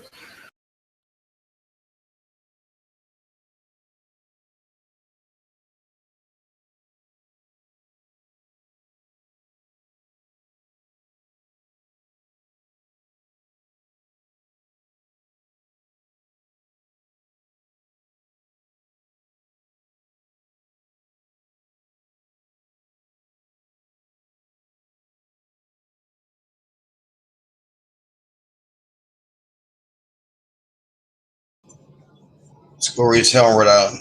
That's all I gotta say. Say what? Let's go read hell and Rhode Island.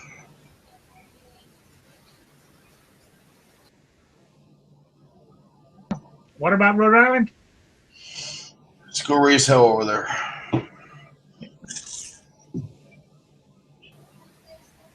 You wouldn't get very far. I don't know. You can't get very far. 2 steps, you're out of state. That's right.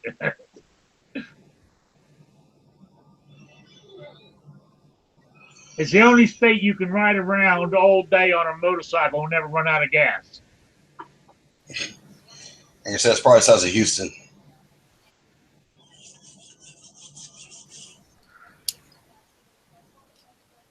I don't know. I could make it from Macon, Georgia to Fort Walton Beach, Florida on a single tank of gas on my Harley. It's too unreliable here in Texas. I mean, even South Texas, where I live. Oh, I definitely couldn't make it across Texas on a single tank of gas on a Harley. But I could get through several Rhode Islands on a tank of gas.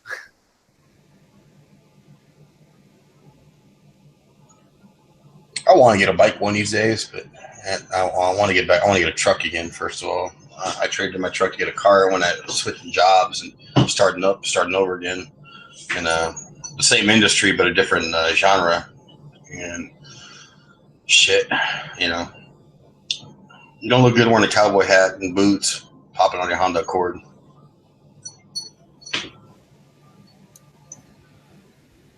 So yeah, I spent from 2000 to about 2007. I didn't own a car, nothing but bikes. I've been through pretty much everything you could possibly imagine on a motorcycle. I guess you don't have And any kids. then, say what? I guess you don't have any kids. Well, I do now. Okay. But so what is it? 2007. The wife was, the girlfriend at the time. Now my wife. She was moving in with me, and I was like, okay, it's time to get something with doors on it.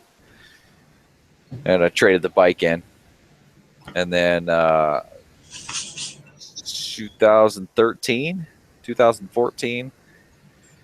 I forget exactly when. The wife looks at me and she's like, "You need to get another bike.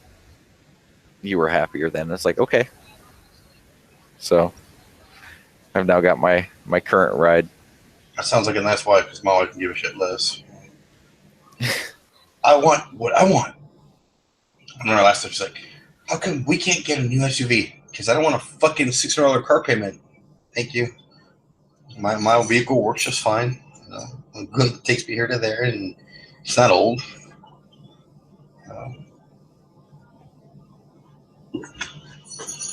I want to get a truck again, though. I have to clear out some debt before I can do that, but I definitely want to get back in getting a truck. I miss my truck. That's a big thing in South Texas. Is like, like people, like every dude has a truck. It's just the way it is. And if you don't, like, you're like, what's up with your truck? Well, I had to get rid of it because this and that. But you have to at least have a truck or have a good story that you had a truck. Because if you're driving like a four banger or something, or something you're driving around, save some money. But at one point in your life, you have to have a good truck story. Yeah, I know in Texas it's pretty much a requirement. Texas, Oklahoma, man, two largest states to buy trucks. Yeah, I've got a Tacoma. That's my truck. Not having a truck in Texas is un-American. Yeah. Here's the funny part. Toyota trucks are made in Texas. Yeah, in San Antonio. How do you do a screen share? I would show you, but I got to get going, fellas, and it's been interesting chat, man. And I don't want to have a freight coming over, but I'll catch up next time. There's a little that green button there. You screen share. Yeah, you can see your. Oh, that's a nice bike. Damn, that's pretty. Yeah, that's the bike. That is a fucking sweet looking bike, dude. I got to get going though. You guys have a good evening. Yeah, you too. You too.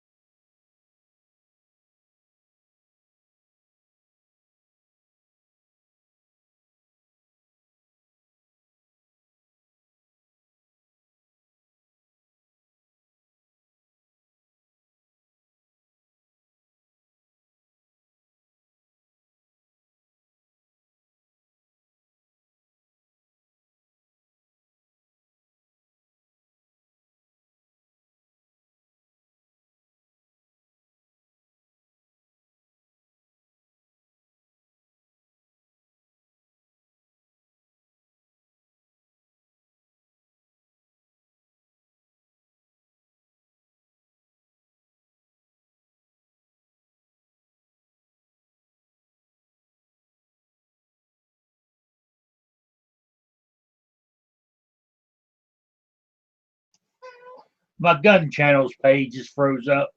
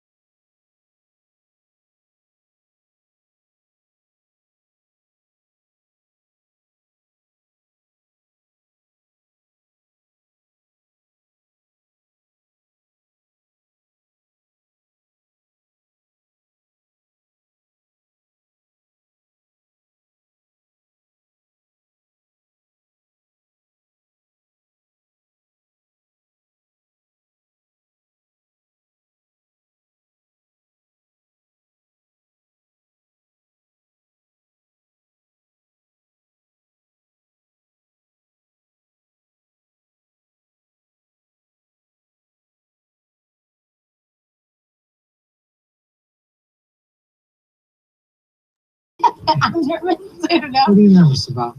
This whole day has been an amazing experience. So You did a good job today. Really? Yes. I'm very impressed. Why?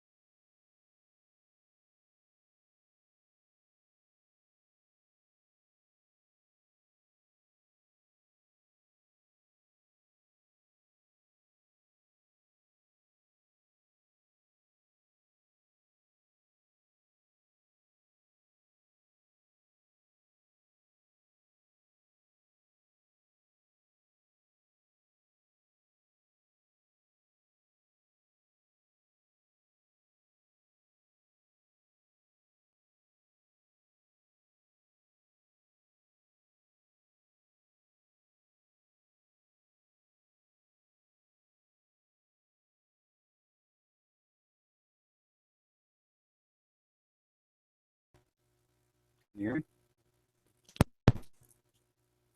Oh,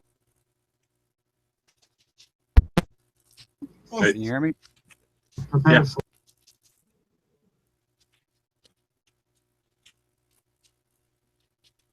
When you leaving there? I was thinking of Monday. All right, well, give me a call before you leave. Eh? We'll do.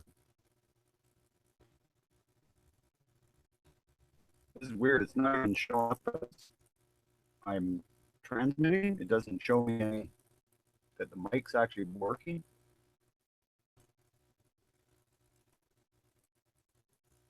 Yeah, it sounds a little shitty, like you're roboting a little bit. But not like your mic's not working, more like your internet's just sketchy. I can hardly hear you. It's like you robot most of the time. It's just really sketchy internet here. Sounds like internet more than computer.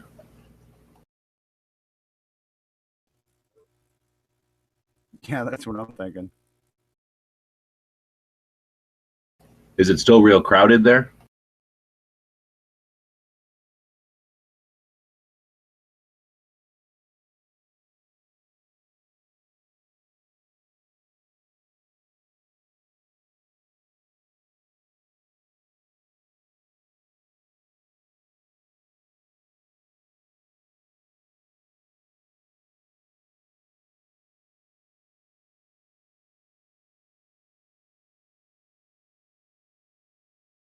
I don't know if you can hear me, but now I don't hear anything.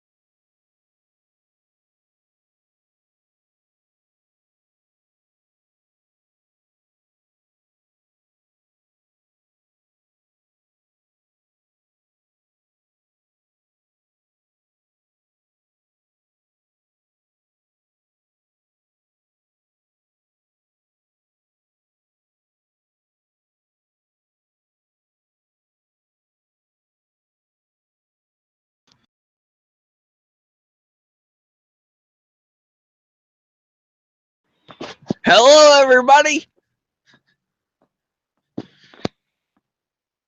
I know it's just G-Webs and Pink's probably at work, but hello anyways. Oh, Coppers. G-Webs, you there, bro? Yeah. Thinking Watching at that the end. show. How's it going? He's It's not going. as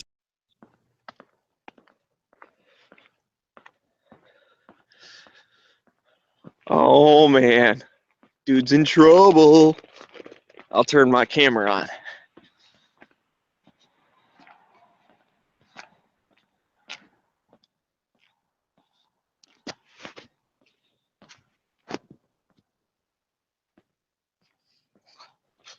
Can you see it?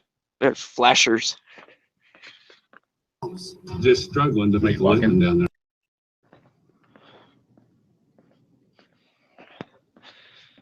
Yeah, this show's Ooh, pretty I have good. to walk. Woo! I've been watching this Prophet show. It's pretty good. I'm going to walk while I can because this light is like 2 seconds long.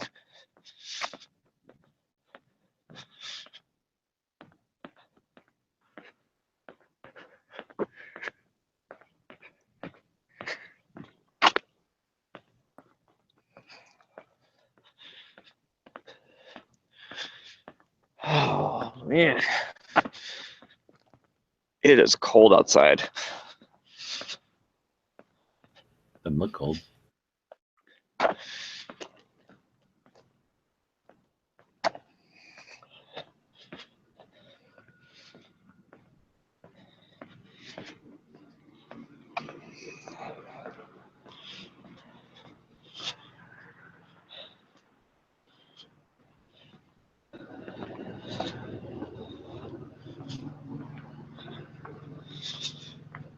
Huh.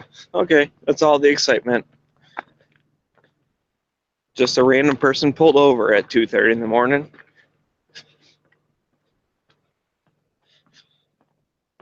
I'm watching this Prophet show. It's pretty good. What are you watching? I'm sorry, I didn't hear you. That Prophet show. Oh, yeah. Dude, I love The Prophet. I was talking about that earlier today.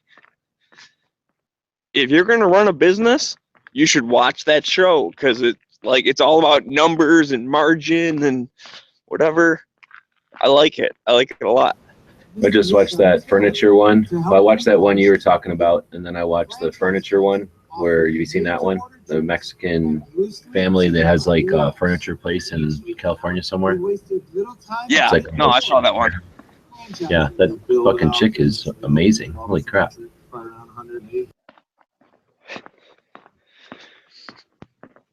Yeah, dude. Honestly, like I'll watch a couple of those episodes, and I'll be like, you know what?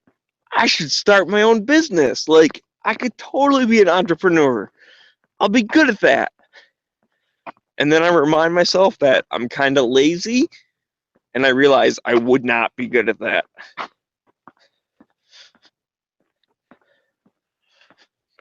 But he's got some good insight as far as like, you know, keeping your margins up and like taking care of inventory control and like all that shit. Like, I don't know. I learned a lot from it.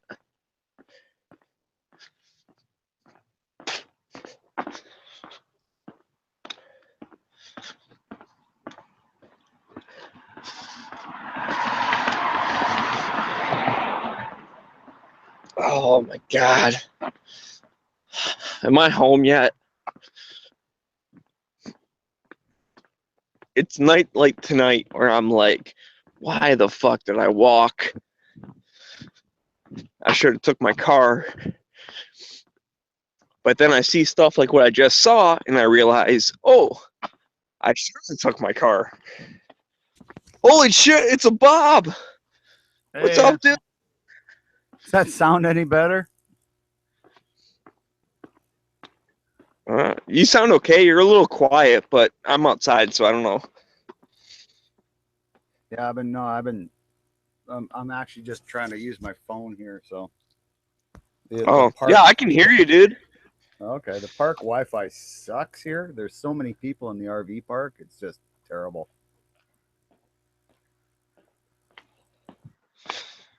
So what RV park are you at?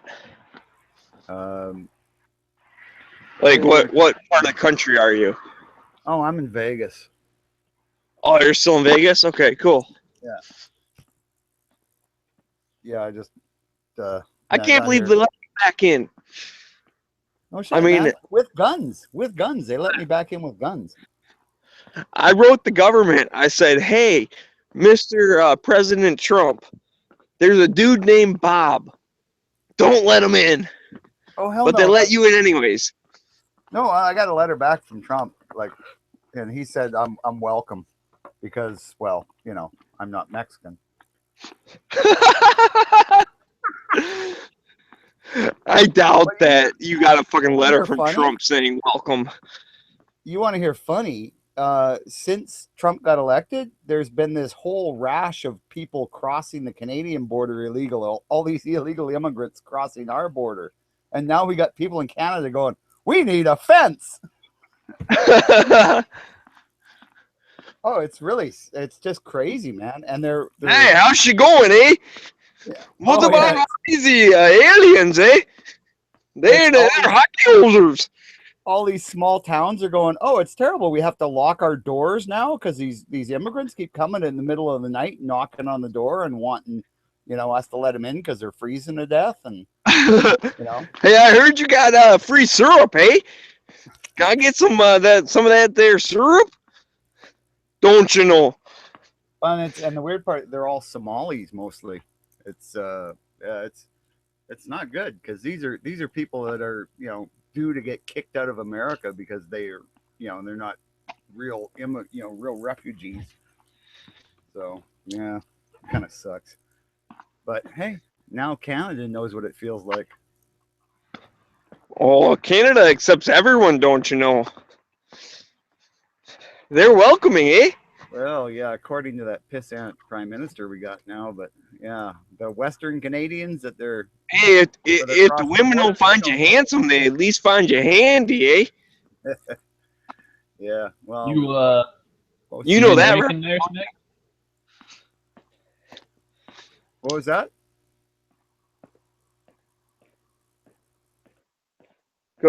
Go ahead, Vroom Mamoom or whatever your name is. Oh, I see how it is. You don't know who I am? No, you're fucking. You're Vroom-tastic or some shit. I don't know. That's your name? Yeah, Vroom-tastic. I got it right. Don't fucking bullshit me. Keep in mind the bullshit. My apology.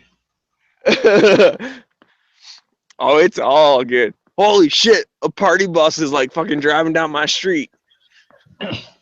Like straight up party bus. Oh, where are they going? I want to join the party bus. No, dude, I see you in the fucking chat all the time. I don't know if I've ever been like in a talking chat with you, but I've seen you around. Probably not. I've only been in like 3 or 4 ever. Hi, Andy. He ain't out. Never mind, Andy. I just walked up to my buddy's house. I used to work with him at the hardware store. Cool dude. He just bought a house like a couple blocks from me. I don't know, like 3 or 4 months ago, something like that. So I always wave hi. His light was already on. Regretting it. What? Shut your face.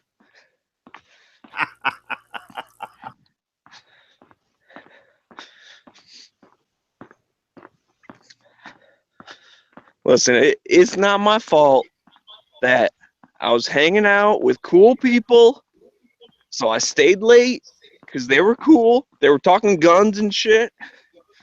I talked up gun channels, like, hey, you should check it out. They're like, yeah, cool, man, whatever. And then the one chick, she got stiffed by like a big ass table, and she's all like, oh, I'm bummed out, like I owe all this money. And then I walked by and I put some money on the counter. I said, "Hey, I think you dropped this." And then I just kept on walking. And she was like, "What? No, fuck you." I was like, "No, fuck you. Keep the money." Because, dude, people who walk out on tabs, they a bunch of assholes. Oh yeah.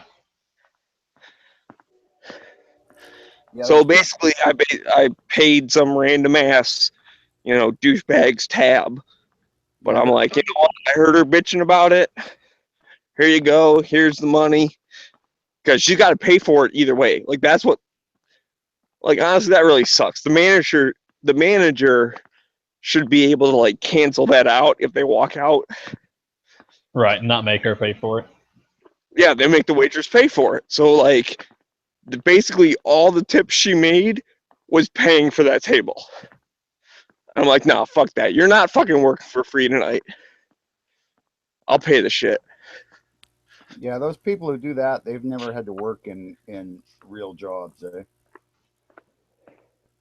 Anyway who stiffs a waitress has never had to work in service. That's I've walked out of one tab, but it was 100% on accident, and it was a place that I was a regular at. So basically, I showed up like the following Wednesday, and the bartender was like, "What the fuck, dude?" And I'm like, hello? Nice to see you." And she's like, "You walked out of your tab last week." I was like, "Oh, fuck, I did?" I just, like, threw my money clip at her, and I was like, "Take my money. How many was it?" Like, I don't even care. Just fucking, here, take the whole thing. I don't care. So basically, she, charged me for last week, charged me for the week I was there, and then I tipped her like $50. I'm like, dude, I feel so sorry.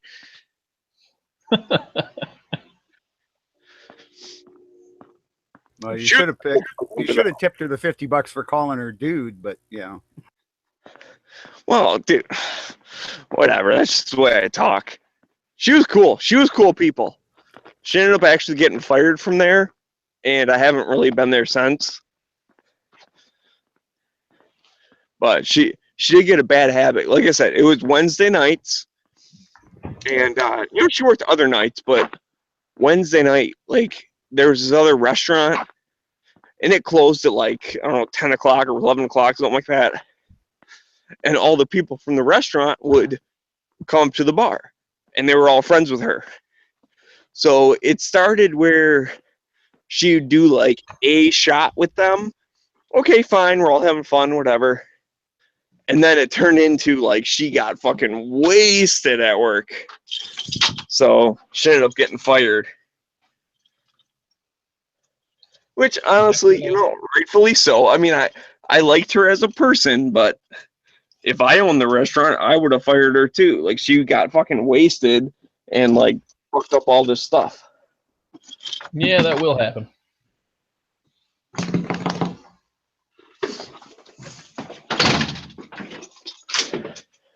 Oh, home sweet home. Woo. It's fucking cold outside, dude. It's nice to be home. How cold is it up there right now? I know early this afternoon it was 30 degrees.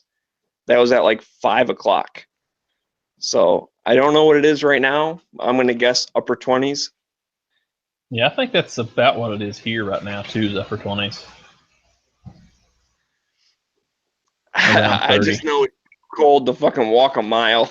Fuck that shit. But as my camera showed earlier, it's much better than getting fucking pulled over. Because I ain't gonna lie, if I got pulled over at right this second, I'd be spending the night in jail. I don't think you had to tell us that, Smeggy. I think we knew. What you talking about, Willis?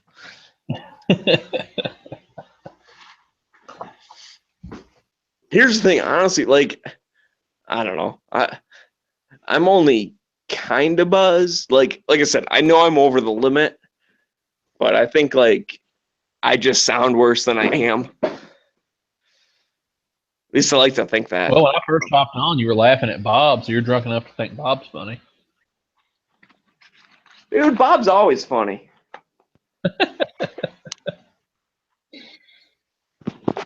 I'll laugh at Bob's jokes like cold sober. I resemble that remark.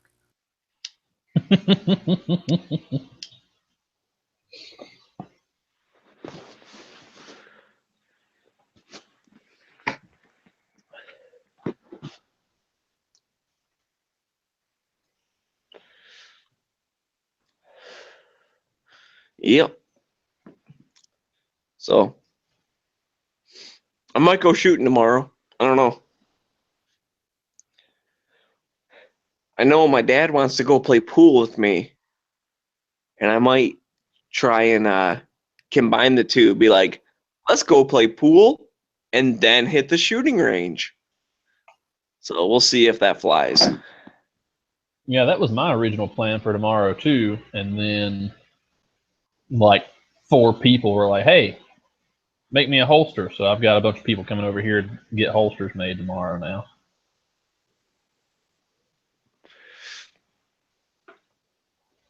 What kind of holster do you make? Kydex or leather or what? No, I do Kydex stuff. I just kind of play around. Now let me turn my camera on here. I've got a couple laying here. Somewhere. I got a little mag carrier here from M&P. Cool. And a J-frame's here somewhere. There it is. We got this. This is actually called Holstex, but I don't know if you can see the texture on it or not. Where's my camera? It's got like a leather look to it. Yeah. No, that does look like leather. Yeah, it's pretty cool. I was just kind of playing around with it. I don't really do it as like a business or anything. I just like here and there making stuff for my buddies and stuff. Yeah, that's cool. Because then, like, you can make whatever you need, and then if you have a couple buddies, make a couple bucks or whatever. Like, that's cool. Yeah, I mean, I've more than covered the cost of like building my press and that stuff. So as long as that happened, I didn't care what I made past that. Why is the ceiling spinning? It's supposed to be straight. Oh, anyways, yeah, I just had a leather holster made for my dad from Nathan. It's sheepdog leather. Cause like my dad he got a new gun, so that's cool, and he has a carry permit, but he never carries. So I'm thinking like I'll get a sweet new holster. What's that? He needed a sweet new holster then. That's what I'm thinking. So I got him outside the waistband because I'm honest with myself. He's probably only ever going to carry when he's up north. But if I can get him to like put the holster on while he's up north and like keep it on all weekend, even though like we're not shooting, like just carry it, then he might be more comfortable with carrying. And then maybe if he gets used to it. Yeah, like down the line, he might get it inside the waistband and start carrying more.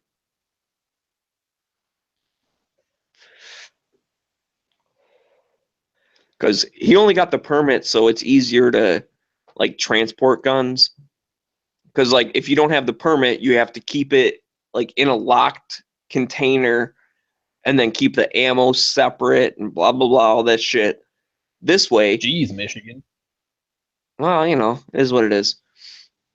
But this way, he can just like grab his pistol with, loaded mags or whatever, and anything inside the car is considered concealed. So, like, if you put it in the back or if you put it in the glove box, you put it anywhere, or even if you're wearing, like, if you're open carrying and then you sit inside your car, you're now concealed carrying.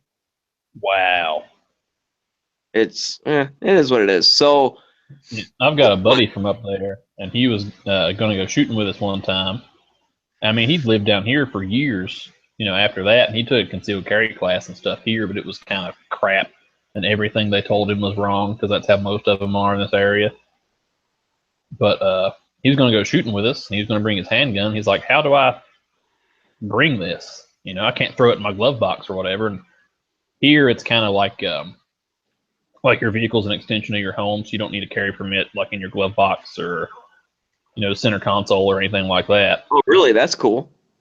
And then you can just open carry in a vehicle too, because it's like you're not like your intent isn't to hide it. It's just that from whoever's perspective, if they can't see it, that's kind of their problem. Is the way the law is. Okay, you say down here. Where's that? Virginia. Oh, okay, cool.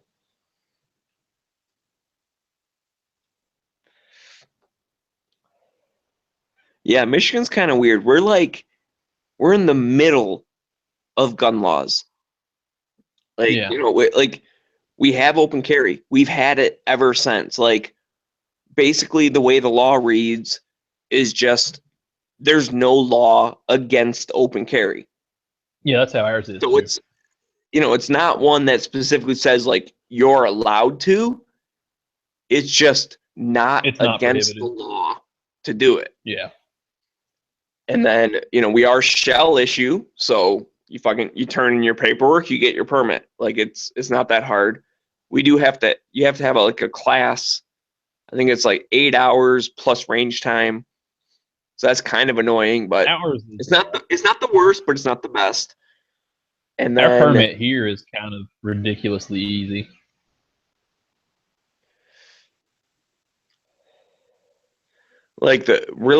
Our biggest negative is we have a handgun registry.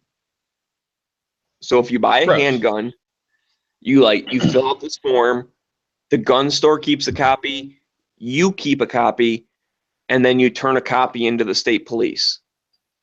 Yeah.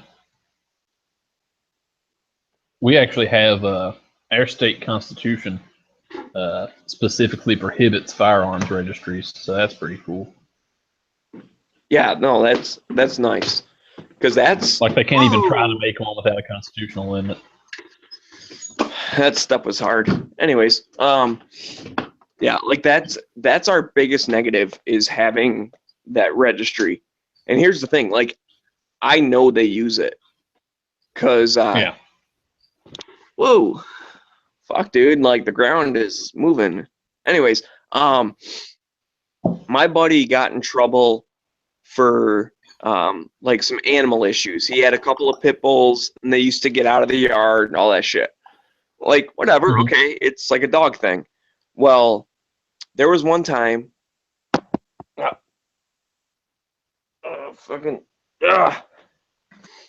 Sorry. Anyways, there was this one time that his dogs got out, and he wasn't home, and he came home, and the cops were sitting in his driveway, and his dogs were in the front yard.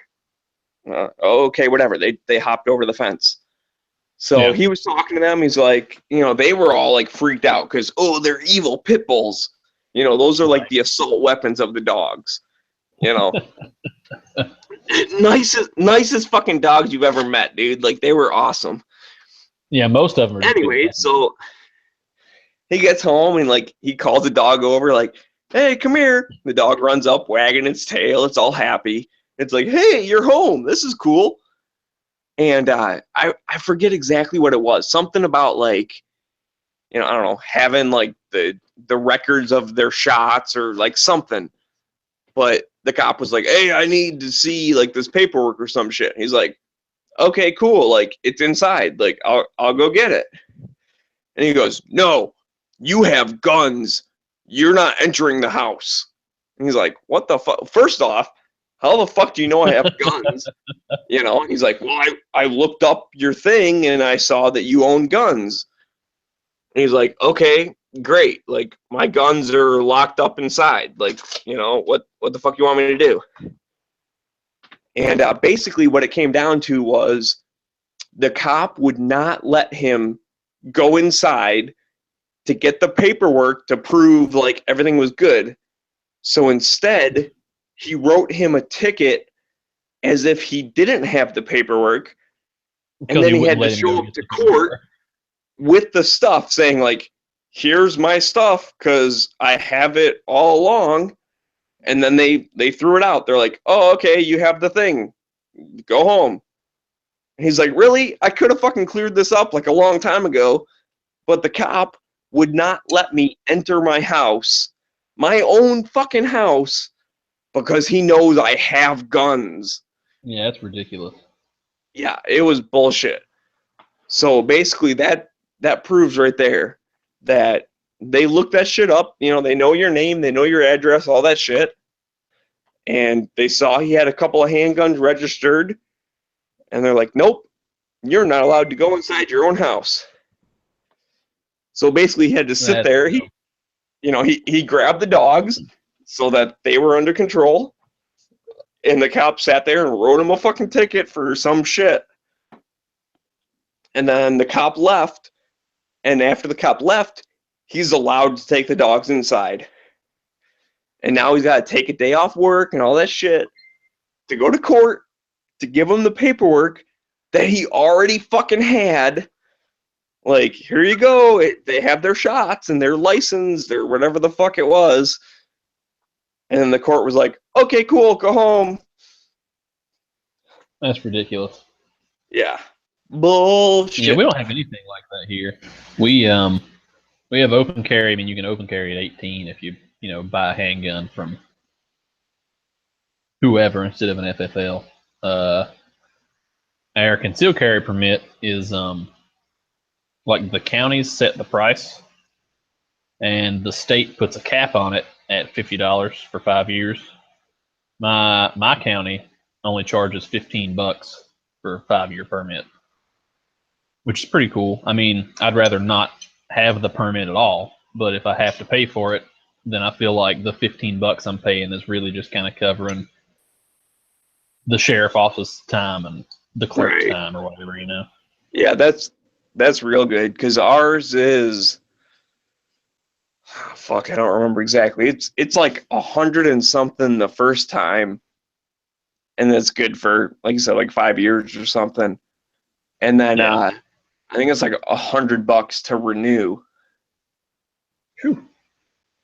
And when you go to renew, you have to sign a thing saying that you've like reviewed the training material and you've shot at least, like 20 hours or some shit, which not like they're really going to go check, but technically speaking, like you have to sign your name saying like, yes, I've done this.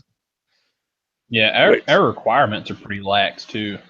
It's like basically the only thing it says is like you have to have, it says something weird like proof of proficiency with a firearm or something like that.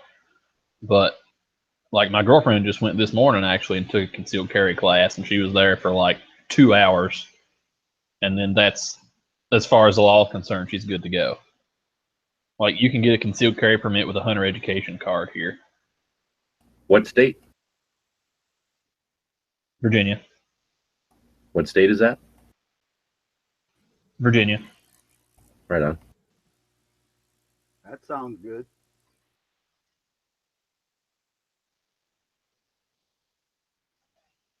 Like the requirements are so lax that it's like, why do we even have them? But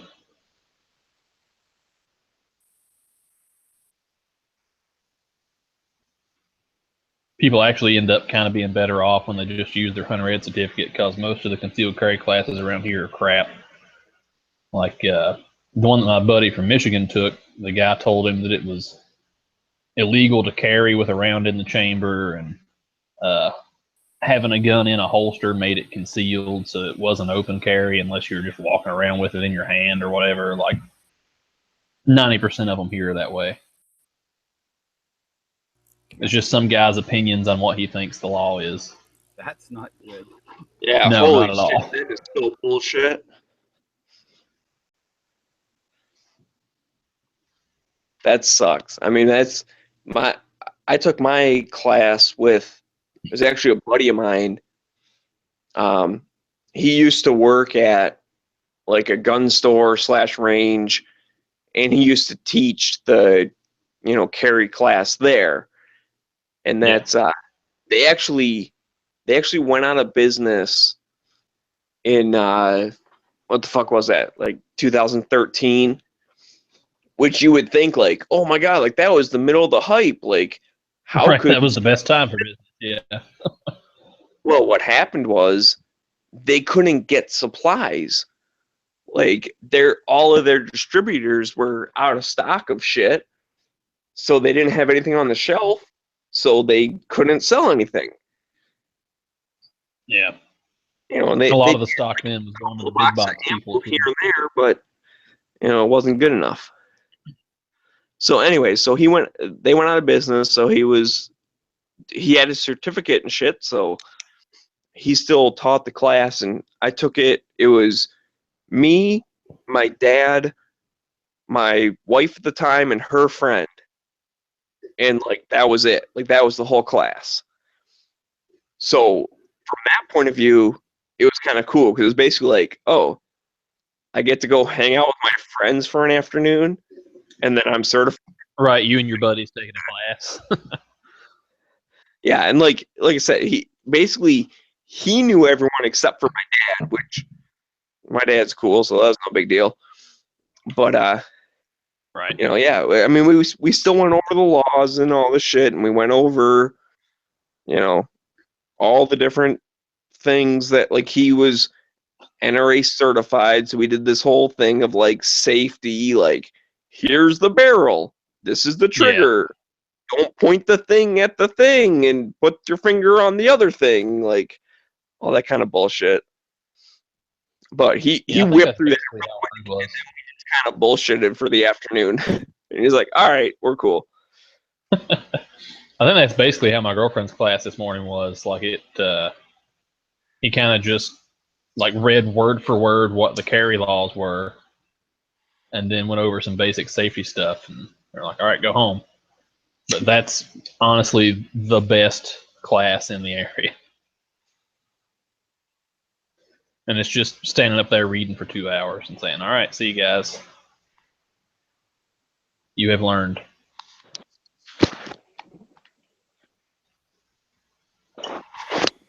Two smeggies.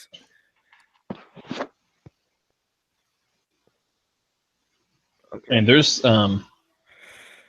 a place in the area that does like some actual, hands-on training and range training and stuff, or well, two places. But they're both in Tennessee, so all the carry stuff is Tennessee specific, and it won't count, for a Virginia permit. So doesn't really do any good.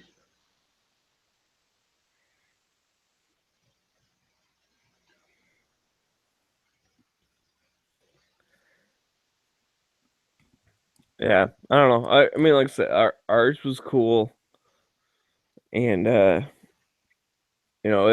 we had the classroom time, and then basically like there is a live fire type of thing, but there's not like there's like a suggested thing like, oh shoot, 10 rounds from here, and then do 10 rounds this way and 5 rounds this way and blah blah blah whatever.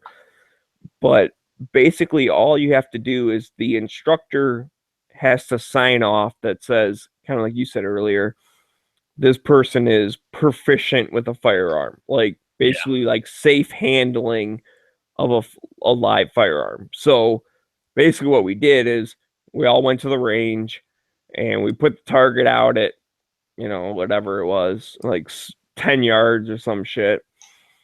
And then like we all just shot a bunch, and it was just like a bunch of friends going to the range for the day. But we did do, like 10 rounds slow, and then, 10 rounds of like being at low ready and like, bringing up, double tap, go back down, like bring up, double tap, go back down, bring up, double tap, go back. Like, we did do a couple of different things, but we didn't do the whole thing that like is suggested. Because, well, honestly, the suggested thing is basically like it's 50 rounds total, but you bounce around from 3 yards, 7 yards, and 10 yards. And he's like, Yeah.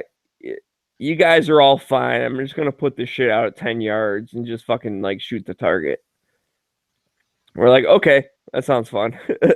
Yeah, most of the people that I know that went and did just the classroom stuff, which is most people here, but actually wanted to go out and like learn how to, shoot in that situation or whatever. I did. I worked for a private security contractor. We did some government stuff and a bunch of arms stuff, for I guess it was 6 years. I just quit doing it a few months ago, and I'd basically just take them out, and we'd take a couple hundred rounds or whatever, and I'd teach them on our state Department of Criminal Justice Services course of fire, and just run them through that, and then you're pretty much good to go after that. 'Cause it's a lot of like, it was like you said, it's 3, 7, and 15, I think, is the yardage on it. But it's like a 3-yard line. It's a lot of draw fire 1 round in 2 seconds, draw fire 2 in 3 seconds, that kind of thing. It's just like a 50-round course of fire, but if they're new to it, then you want to run it several times. And they can practice it on their own after they know it.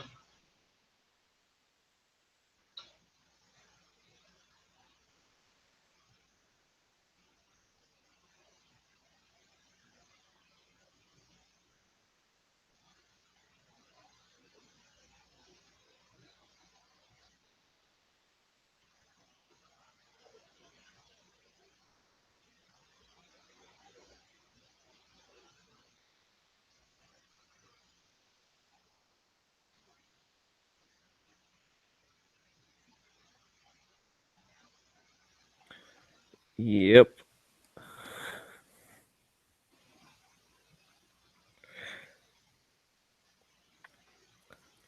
Sorry, I was distracted. I was reading the chat room there. I was going back in time. And yes, hashtag Smeggy's been drinking. But it's okay. That's the only reason I joined. What? You joined because I was drinking? Yeah, sounded like good times. I was just sitting here. That's a bad screwing around with influence, holster man. stuff. I know it. Don't encourage my bad habits. No, dude, it's like the first time I've been out like all week. Like, fucking A, man. I'm allowed to have a little bit of fun. Red Wings lost tonight. That was sucky. Oh, did they? I haven't even looked. Yeah. They were doing good. I mean, they were down 2-1, and then it was 3-2. Like, we came back, like, okay, cool. And then it was 4-2, and then we scored again with like a minute left. So it's like 3-4. Like, all right, like, we can do it. Pull the goalie. We got a minute left. Like, we can score again. And basically, we just didn't score again. So, final 4-3, we lost. Oh, that sucks. Yeah, it was a bummer.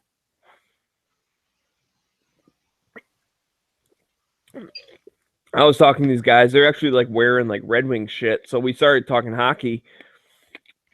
And, okay, cool. Like, you like hockey. I like hockey. All's good. Whatever. We're BSing. And then, I don't know. They said something about, I even forget. It was like one of the roads that's near here. And I'm like, honestly, like, I don't even drive down that road except that, there's a shooting range at, blah, blah, blah, and whatever. Like, I named the intersection. And they're like, oh, shit, there's a shooting range there? I'm like, yeah, dude, it's pretty cool. And they're like, oh, I've never been there. I've been to this other place. So like, they were gun people. So I was like, yeah, cool. Like, I get to talk guns with people. Like, this is fun. So it's one of those situations where you don't know if it's going to go well or you just lost your new hockey pal. Yeah, fuck them, dude. Like, I don't care. So, yeah, we talked guns for a while. Like, that was cool. I told them about gun channels. They're like, oh, sounds neat. I doubt they'll ever check it out, but maybe they will. Hell, maybe they're listening right now. Hello, people that I met earlier tonight. They got like 5 times worse than me, though, so I doubt that they're on right now. They left a while ago, too. They're probably sleeping by now. No, I'm sure. Yeah, it was bad, dude. Like it's well, whatever. Hey, everyone can do whatever the fuck they want, but like for every beer I drank, they had like 3 or 4.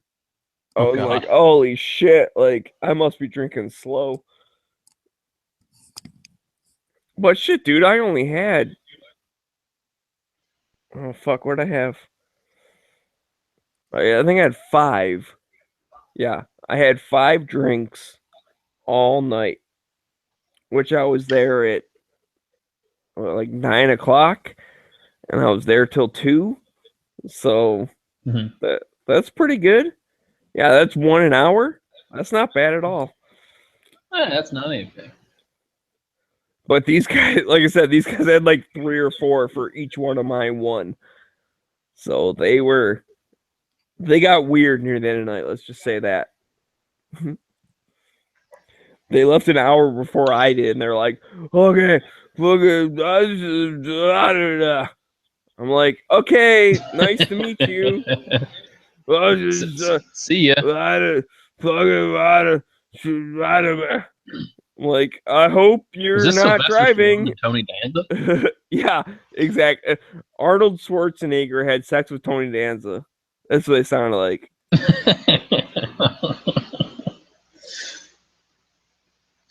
That is a movie I do not want to see.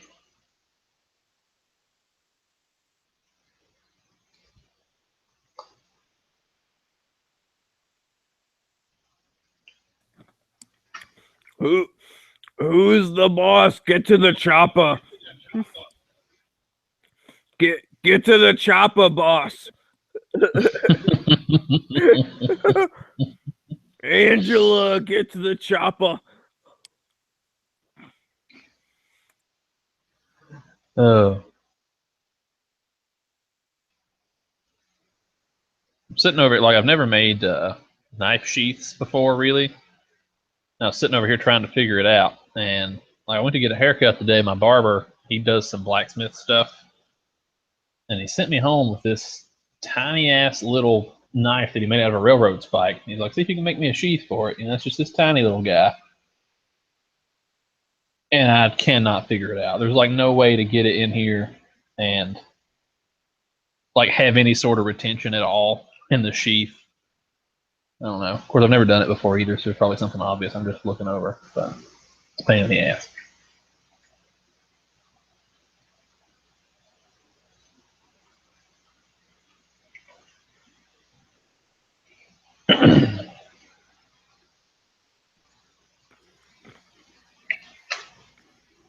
Yeah, I don't know how to help you on that one. America Greed. Scams, scoundrels, and scandals. That sounds like an interesting show.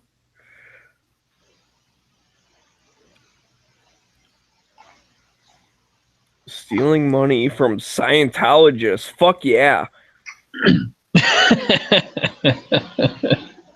Like, hey, if you can take money from them, like, fuck yeah.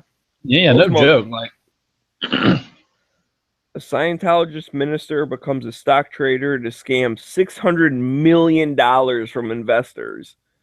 Fuck yeah. Take that shit from them fucking weirdos. Anyways, I don't know why I'm watching Business. Well, actually, I do know why I'm watching Business Channel. I was watching Profit earlier.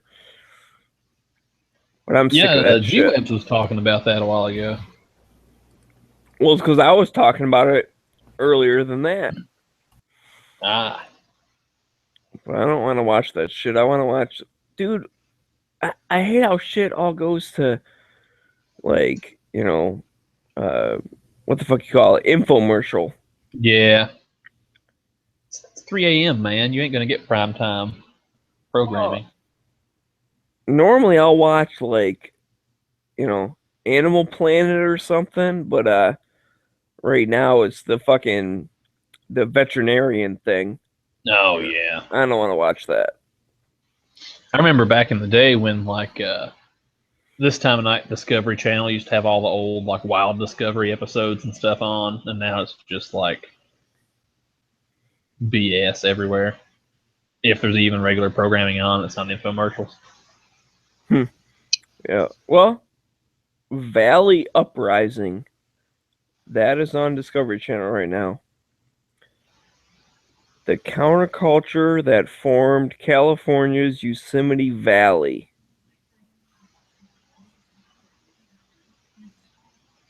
So that's what's on Discovery right now. It's on until 5 a.m. Around a shared passion of rock climbing is examined with a look. Oh, fuck. I gotta hit the info button. It like flashed by too quick. Okay. The counterculture that formed California Yosemite Valley around a shared passion of rock climbing is examined with a look at the sport's early pioneers. But more importantly, I just saw is that BBC America is playing The Blue Planet. Oh, heck yeah. And that is much better to watch. Oh, yes, absolutely.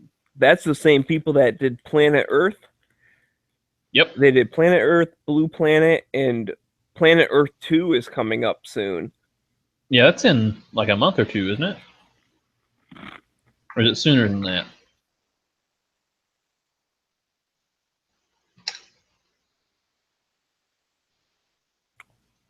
Yeah, I'm not sure exactly when that one comes out. It's soon, though. I mean, I'm seeing commercials for it. Yeah, I remember seeing it the other day.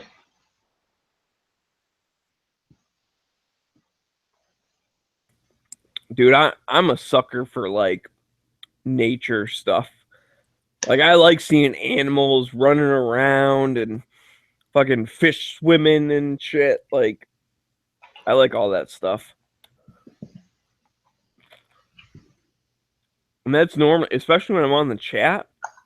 That's the kind of shit I watch because I can just put it on mute. Like you still see what's going on. Exactly. You can watch a bear climbing a tree. You don't need sound. I don't need you to tell me the bear's climbing the tree. I can see him climbing the tree. Yeah. I was watching Frozen Planet, which again, it's like a spinoff. I was watching that the other day, and they were following this pack of wolves and shit. I was like, fuck yeah. Like, I love wolves. They're awesome. And they took out this fucking bison. I'm like, fuck yeah. Kick its ass. And like, they were struggling to take it down. And this other bison ran up behind it. And like, the dude fucking like hit his buddy like in the ass and knocked him down and then ran off. So then the wolves were able to like attack it because it fell down. But like that's like the herd, or that's the herd survival thing. Right. Is like, okay, they're attacking one of them. If I can knock them down, the rest of us will get away. Because like they'll stop chasing us because they got one. So that's just the way it is. Sorry, bro.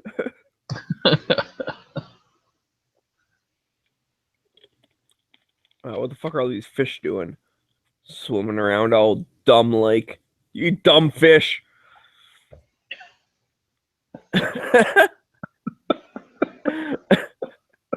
I'm sorry. I'm just kidding. Oh, wait, that's not the right link. It's fine. You guys are linked it enough. I haven't been yell at fish on the TV drunk in quite some time. Honestly, I feel like I'm what do I want to say?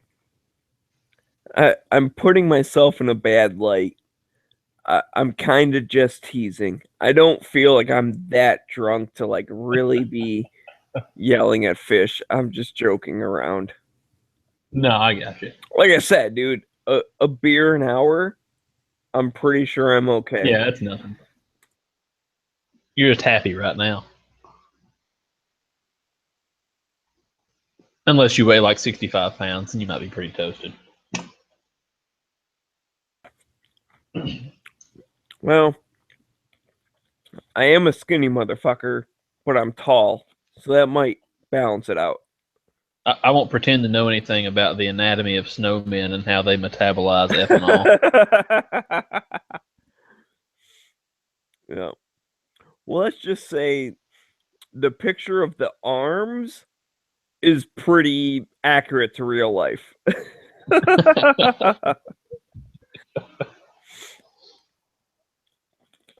I mean, my picture's a little fatter than I am in real life, but the arms are accurate.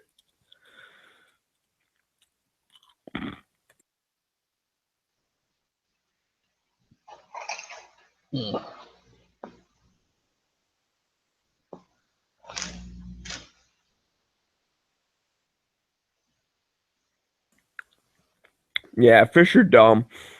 So basically, like, the whole thing is going on is that, like, the dolphins are, getting the fish all grouped up so they can eat them all or whatever.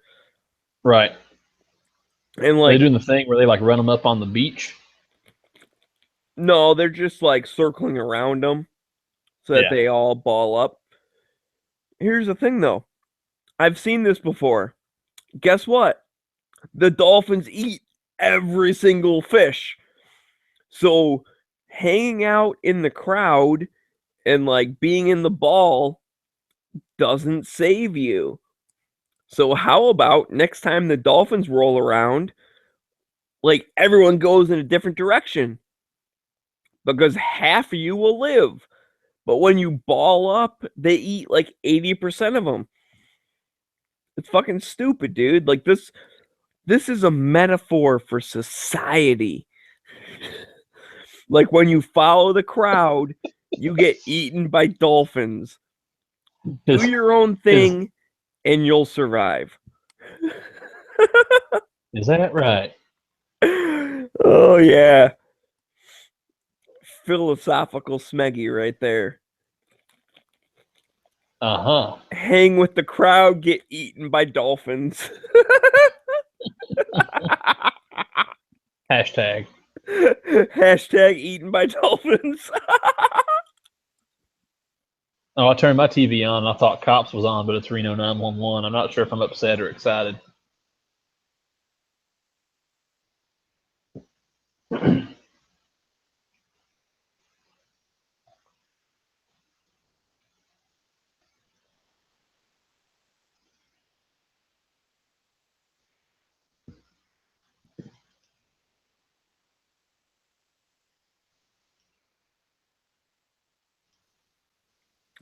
Man, I saw like the start of Cops earlier today.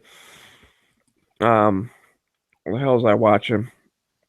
Well, I was watching X-Men, and it was on Spike TV. They played, I don't know, like the first 3 or 4 X-Men in a row. So I was kind of watching that. And then the Cops thing turns on. And in like the intro to Cops, like during like the, when they're playing the song or whatever, there's a scene where this cop, he's got this dude like detained, and he pulls a fucking like Mac 10 out of the guy's shorts with a fucking like suppressor on the end of it. And I was like, dude, like, I thought that shit was made up. Like, no one actually carries that shit. Like, no like gang people actually use that shit. Like, that's probably one of those Masterpiece arms that have like the big fake can on them. It could have been. That's true. I don't know that it was a true one, but it definitely was like, a Mac 10 looking thing with a big ass like can looking thing on the end of it. And I was like, I didn't think people actually carried that in real life. Like, I thought that was a stereotype or a cliche, Yeah. Because I mean, they're not used in crime. You can look up the crime statistics and fucking, like NFA items are almost never used in crimes. Yeah, pretty much the only time somebody gets arrested related to an NFA item, it's like a possession. They didn't do anything with it. They just had it and they weren't supposed to. Right. Yeah. Yeah, dude, I was talking about that earlier today. We were talking about Pawn Stars, mm-hmm. and how like that the dude from Pawn Stars got busted for drugs or some shit. Oh yeah. But I remember when it happened and reading the article, it was like, you know, blah blah blah, got busted for blah whatever. And then it's like he had drugs and illegal guns. The thing is, fucking, I'll bet $100 on it. Those guns that they found in his house, the only reason they call them illegal is because they also found drugs in his house. Yeah. Like, I'm not excusing, like, okay, he had coke and like other ecstasy and shit. Like, okay, I get it. That shit's illegal. No problem there. Like, go ahead, you know, arrest them, whatever. I don't care. Because I honestly, like, I think pot should be legal. I think the other stuff should be illegal. Part of me wants to say, oh, let them do whatever they want. But the other part of me is like, nah, like harder shit's probably bad. Whatever. Anyways, the whole point of it is the only reason those guns became illegal guns is because he also had drugs. He created the situation that made him illegal. Right. Like, the guns weren't illegal. He was illegal to possess them because of the situation. Right. Like, he probably filled out a 4473. They were perfectly fine for him to own. Like, he wasn't a felon yet. You know, like, everything. Except like, he checked the little box that said he didn't use controlled substances. Well, okay. I'll give you that. Yes. Well, no, I mean, it's right. He's not prohibited until he gets caught, I guess. You know. Right. But that's what made it illegal was that. Right. But when you look at like statistics or whatever, those probably went down as gun crimes. And it's like, no, it's a fucking TV star who has a bunch of money. So now he's famous and he started doing coke and he happened to have guns in his house. And all of a sudden, those are now illegal guns and they're gun crimes and all that. Like, no, dude, what the fuck? Like I said, I'm not excusing the drug part. Okay, he's a bad guy. He does drugs, whatever. There's an argument to be made. You know, do drugs all you want. You're only hurting yourself. You're not hurting other people. Okay, I half buy that, half not, whatever. Like, that's a different argument. The point is, the gun point of view, they're not illegal guns. They're fucking chunks of metal and plastic or whatever they are. Like, that's all they are. They were fucking chunks of metal sitting in his house. And all of a sudden, that makes him bad? I don't get it. Me either. And that's the kind of shit we have to remember when, you know, you see the statistics of like, oh, there's, 5,000 gun crimes a year. It's like, okay, but are 4,999 that type of example where a person happens to own a gun, but then also does something else bad? Yeah. Like, or like, you really have to look at it. How many of them are really, bad guys using guns in a bad way? Right. I would say not very many. If I had to try and put a number on it. And like I said, sure, there are some people that do. Whatever. We all know that. Yeah.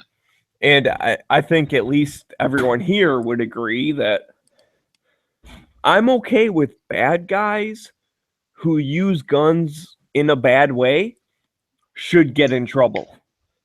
I'm okay with that. Because that just makes the good people who happen to have guns, they just look even better. Because they're like, listen, dude, I have this thing and I've never done anything wrong. So leave me the fuck alone.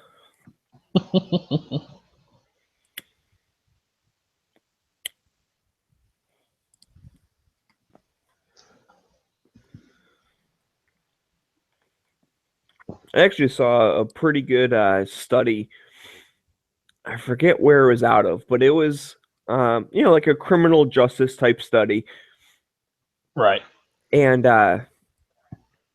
they were talking about, like, I don't know if it's just like gun crimes, just like crime in general or whatever, but basically what they showed was when you lock up bad guys for like longer times, you get less crime.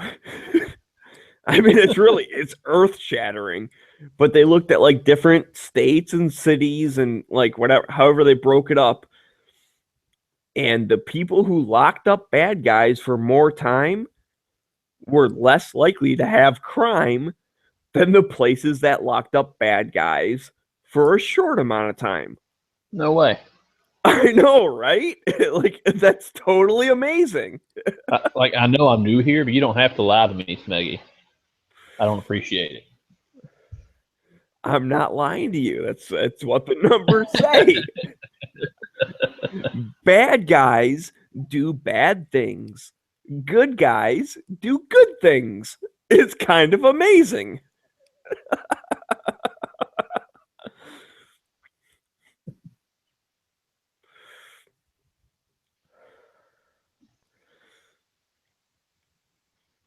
And as much as I don't necessarily agree with mandatory minimums and like different shit, like honestly, I do think we have too many people in prison.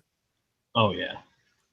I really do. Like I think there are cases where it's like, okay, yes, like you did a bad thing, like have a timeout and then go on with your life, like whatever. And there's other people that's like, okay, you're a bad guy, you're never getting out again. Like it's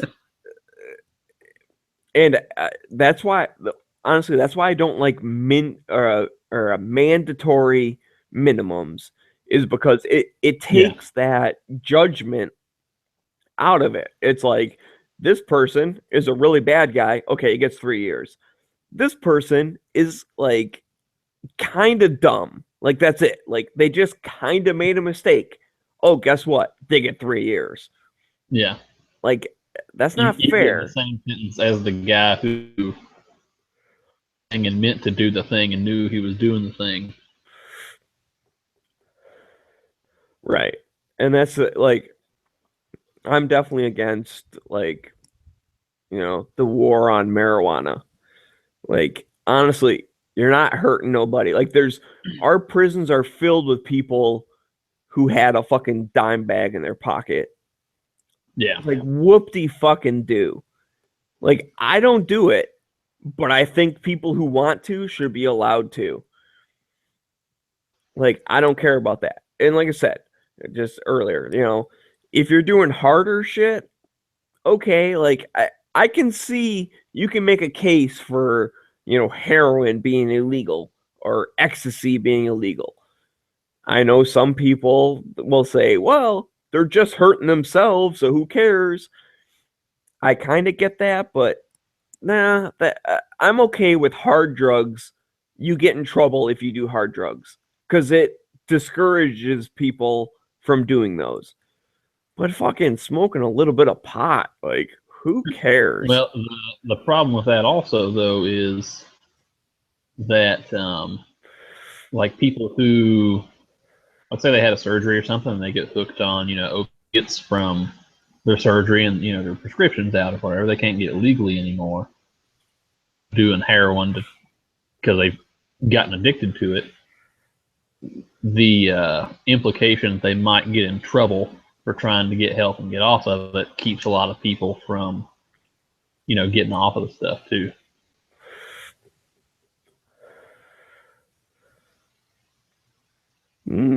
Yeah, I guess I can see that. But I mean, there are like help clinics with what's that shit? Methadone? Isn't that that's Like Eh. it's similar, but it gets them off the shit. Like you can go into one of those places and be like, "Hey, I need help. Like, give me some stuff." It'll get you off heroin and on methadone, which is no better. Yeah, but at least it's like a controlled amount or something. I mean, listen, I'm no expert, so maybe I'm talking out my ass right now, but I don't know. Sure, there should be help for people that are like stuck on stuff. I get that. Well, even the people that like like they would afford their own help or whatever, they could do it themselves. They're junkies. They don't trust that when you say, well, you're not going to get in trouble for it,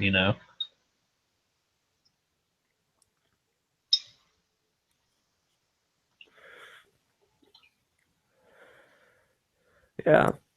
It's a big old mess. Yes, it is. Let's fix it. Hey, everyone on drugs, stop doing drugs. Problem solved. Done. Yep, I told them. Problem solved. I think we've solved all the world's problems now. Yeah, just about. Hey, that's what Gun Channels is good for. We fix the shit.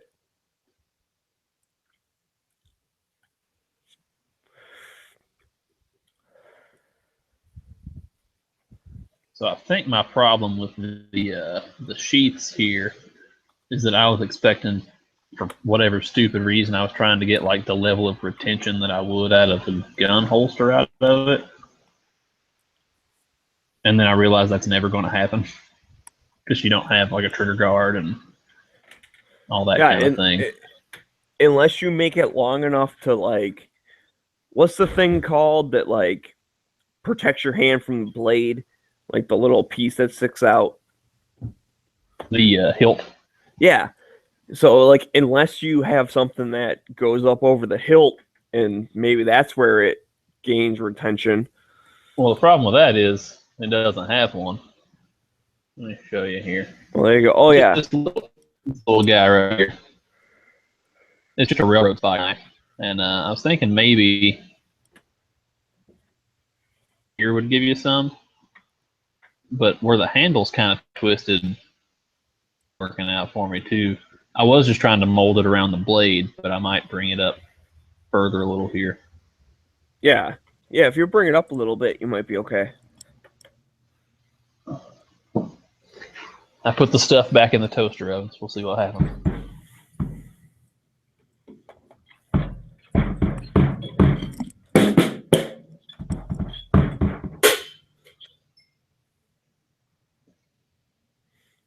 Yep.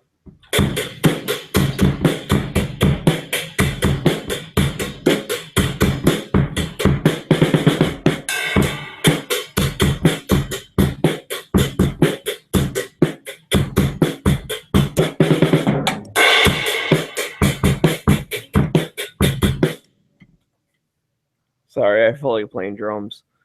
Shall not be infringed. Shall not be infringed. Shall not be infringed. Shall not be infringed. Something like that. Sure, you just made G as very baby.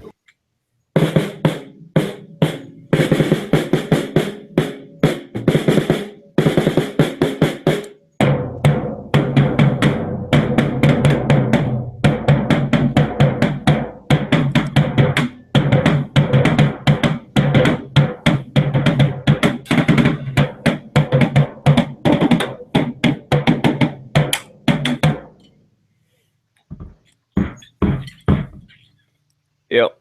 Good times.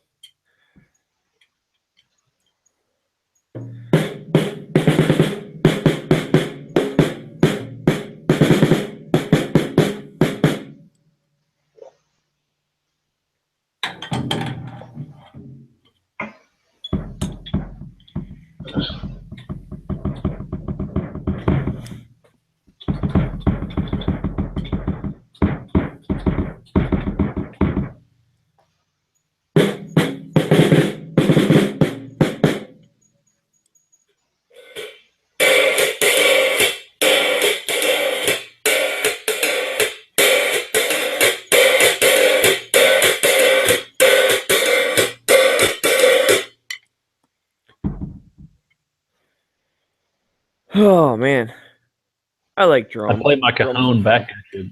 I'd play my cajon back at you. My girlfriend would murder me. She's asleep. Yeah, what's it like 3 a.m? Come on. Your Nobody neighbors must love cares. you. Almost 4 now. What's that, G?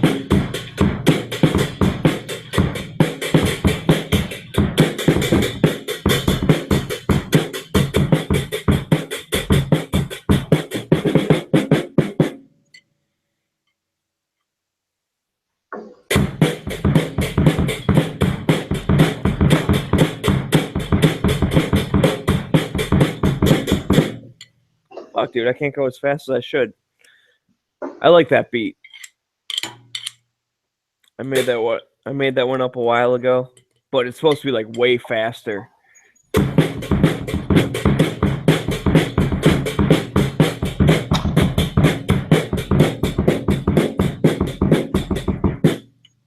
Fuck.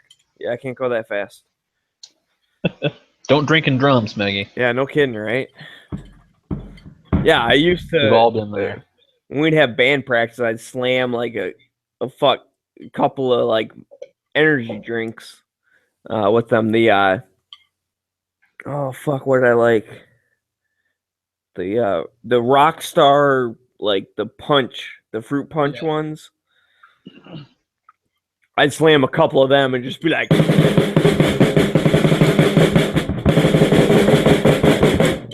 rah! I'm all hyped Everybody up. else is like, man, we're trying to play 60 beats a minute over here. I don't know what you're doing. This is a funeral dirge.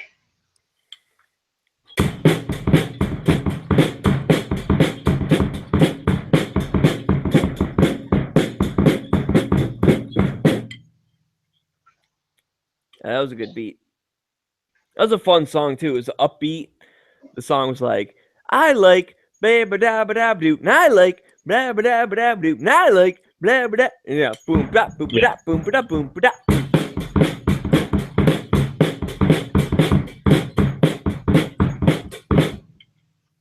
I could break out the saxophone and really piss her off. George of the jungle. George of the jungle. Watch out for that tree. Watch out for that tree. George of the jungle. Friend to you and me. Anyways, sorry. I'm going to leave my drums alone. I'm going to go upstairs now. I'm counting on G-Webs to cue this up into its own video, just like he did with the Shall Not Be Infringed song.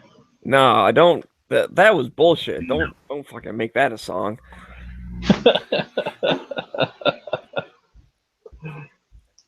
I'm still pissed off. I'm still pissed off that I messed up the Shall Not Be Infringed thing. That's we'll okay. forgive you. Nobody else is doing it. I know. No, like honestly, like the offer still stands. If someone wants to fucking jam out, like I'll make a full, 3 or 4 minute song of, Second Amendment friendly, like whatever, like I'll write some songs.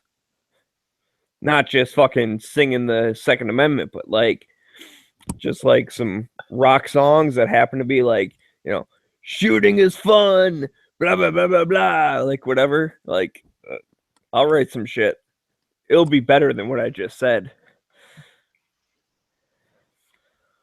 Because honestly, like, dude, fucking listen to music. Is there any, like, whatever, songs that talk about going to the range or, shooting steel or any, like, shooting IDPA or some shit? There's nothing like that. Oh, I just about got this stuff too hot. Melting some plastic. Making a holster.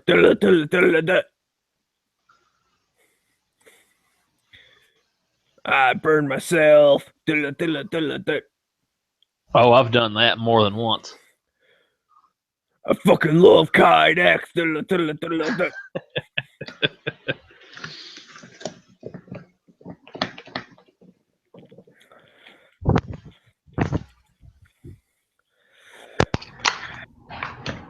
Man, whew.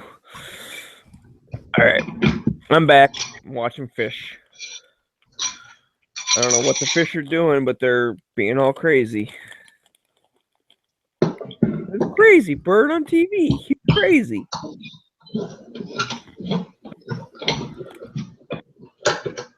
You got a fish tank? No, he's watching BBC. I'm watching Blue Planet on BBC.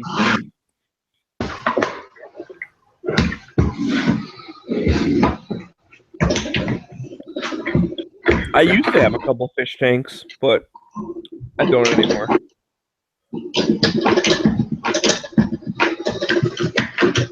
Fucking Vroomatoon is fucking dying over there.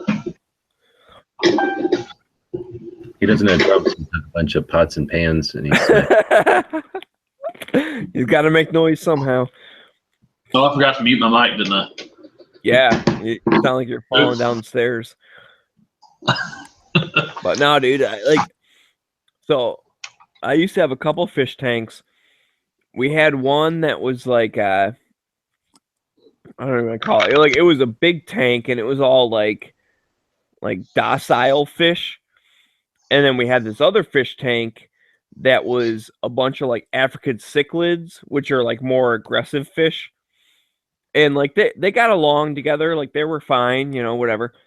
But it was actually when we left on our honeymoon, we had our friend checking on the fish and feeding them and all this shit. And she didn't notice that the fucking filter died. Like the pump that does the filter thing, it died. And she didn't notice. Like she just came in and like threw some fish food in there and left. And then like came back the next day and threw some fish food in there and left. Well, because it got so like nasty, like all the fish died. Like the chemicals got too high or whatever. Yeah. So basically we came back to like the one fish tank was fine. It was like they're all happy swimming around and shit. The other one was like a fucking it was nasty. It was like a cesspool. Just dead fish. Every fish was dead. We're like, oh fuck. So I'm sitting there, I'm scooping the shit out and like, you know, trying to fix the filter on the shit. All of a sudden this fish like swims out of like we had this little like rock thing, like this little cave. And there was one fish left alive. So we called him Survivor. Because we're like, okay, dude, like you lived through hell. Like he lived a week in a tank of like dead fish. He fucking kept swimming around and shit. So we scooped him out and put him in the tank downstairs. Like, okay, you can live here. Well, he ended up like killing all the other fish in that tank. So then it's like, okay, well, we don't really feel like starting up the small tank again. So we have the big tank going. And this dude's in here and he's like attacking everybody. So we ended up getting like a couple more aggressive fish. Like we'll just put those in there and they'll be fine. And they lasted for a while. And I don't know. When she moved out, she took the fish tank. But yeah, it was, dude, it was nuts. Like I can't believe that one fish survived.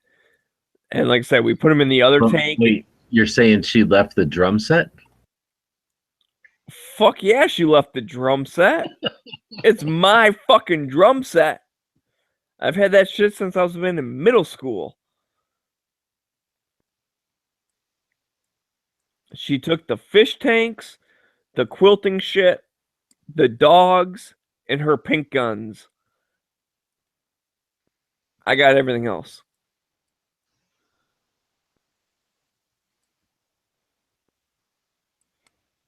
I wish I had the dogs, but I understand because I go out of town too much to have dogs. Like that's not fair to them.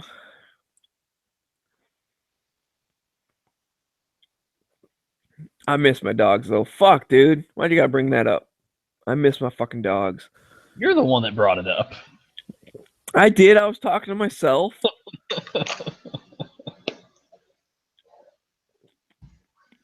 She can keep the cats. I didn't really care about the fucking cats. We had 2 dogs, 2 cats, 2 fish tanks, and 2 sugar gliders. 2 of everything. You could leave for 2 months and the cats wouldn't even have noticed. Yeah.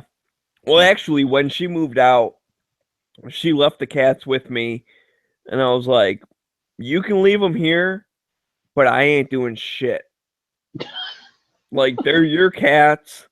You still have a key to the house. Like, you make sure they don't die. I don't give a fuck. So she'd come over, I don't know, every couple of days or something. Like, we had an automatic, like, feeder. So that thing, like, you filled that up, like, once a month. And it would drop, like, a certain amount of food, like, twice a day or whatever. So that part was fine. But I'm like, I don't want my house, like, smelling like shit. So, you know, come over every couple of days and scoop the fucking cat box out. Like, that's all I care about. We had a big fucking water thing.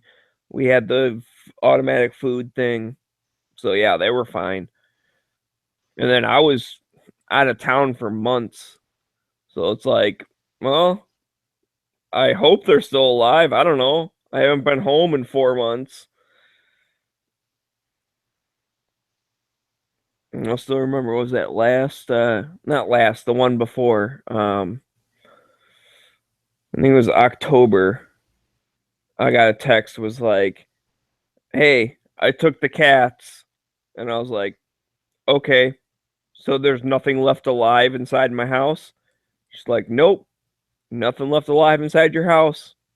I said, okay, have a nice life. See you later. All right, cool then. Okay, now that I know you're not coming over, I'll tell my mom to pick up my mail for me. Because that was the other thing. Like, she would bring my mail in for me when she came over to check on the cats. So once I knew the cats were gone, I'm like, okay, my house is just fucking sitting here empty. But I was out of town for 6 months. And I came home like 1 weekend a month. So I pretty much came home just enough time to, like, do laundry, sit in my house for a day, and then go back out of town. Like, that was it. I'd fly in like Friday night, sometimes Saturday morning, and I'd fly back out Sunday night. So that was 6 months of my life pretty much not seeing my house. Yeah, I've been there. I'm mostly just home to sleep anymore. Being off today was kind of a surprise. That doesn't really happen much.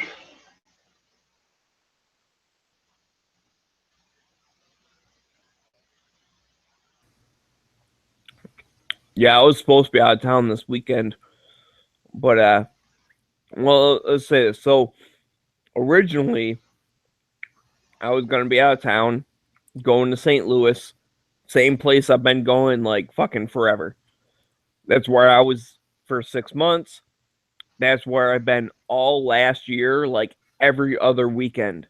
I've been going out there, fucking one after another. And, so this weekend I was supposed to go out there, and then I was supposed to go to Chicago. So it's like, okay, well, at least that's a change of scenery, like, whatever. So because I was supposed to be in Chicago, they sent the other guy out to go to St. Louis. So he's like, okay, like, I'll cover for you. I'm like, okay, cool. I gave him all the stuff, like, this is what you got to do, blah, blah, blah, whatever. Well, then on Thursday, they canceled the trip for Chicago this weekend. So, like, okay, cool. Well, they postponed it. It's either next weekend or the one following. We haven't figured that out yet, but I'll still be going to Chicago one of these weekends. But, anyways, so I go into work on Friday, and I'm really struggling. I'm like, do I tell the one dude, like, I don't have to go to Chicago anymore so I can go to St. Louis? Or do I just let him go anyways and stay home this weekend. Well, that's what I decided to do. I said, you know what? He's already got the plane ticket. He's already got the hotel room booked. Like, it's too much of a hassle for him to cancel all that stuff. So, Wouldn't want to make the guy do that. yeah. I mean, shit, just because he's got like a 2-month-old baby at home, like, nah, he probably needs the sleep. Like, I'm going to let him go out of town. He probably likes it. Yeah.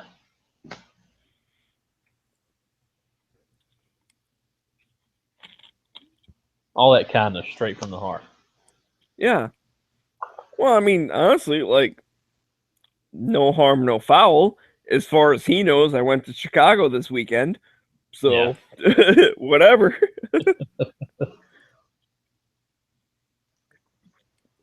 And like I said, he probably wants to get out of the house. Like, a fucking little baby and shit. Like, that's probably tough. Like, sorry, honey, I gotta go out of town this weekend for work. Oh, can't help it. Yeah. Yeah. I sure will miss not sleeping. I mean, really, like, I got the shit so set up for him. Like, I did everything else. So it's like, really, you know, fly out Saturday morning. So, like, you got the first part of the day is just traveling. And then, like, go in the plant for like 3 hours. Like, really, that's it. Like, you just got to do a little bit of stuff. And then you go back on Sunday when they're down. And that one's like, the Sunday is normally like about a 10-hour day. And it is kind of shitty because, like, you work most of the day and then go, like, grab dinner and then got to come back from like 9 to midnight to, like, make sure startup goes good. So, I mean, I get it. It's kind of shitty. But, like, then Monday, all you have to do is get on a plane and fly home and then go to your house. Like that. Like, that's it. That's kind of a nice day. Yeah.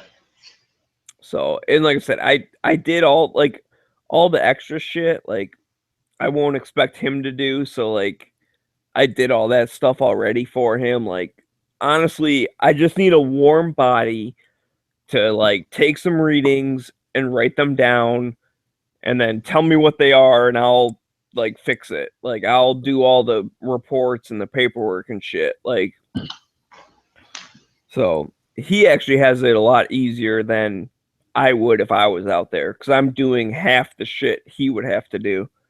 Yeah. But I got to stay home this weekend, so I don't feel that bad. Yeah, I had 2 weekends off in a row, which is like craziness. I haven't had that in a while. Yeah, well, I had several there for a while. Like, right after I started this job, I started, you know, kind of like mid-October.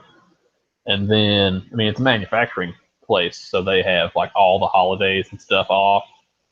So it was like, okay, we worked straight for a month, basically just had Sundays. And then it was, well, it's Thanksgiving, and now it's Christmas, and now it's New Year's. And so didn't work any weekends there for a little while, but then we're right back to 60 hours a week or so.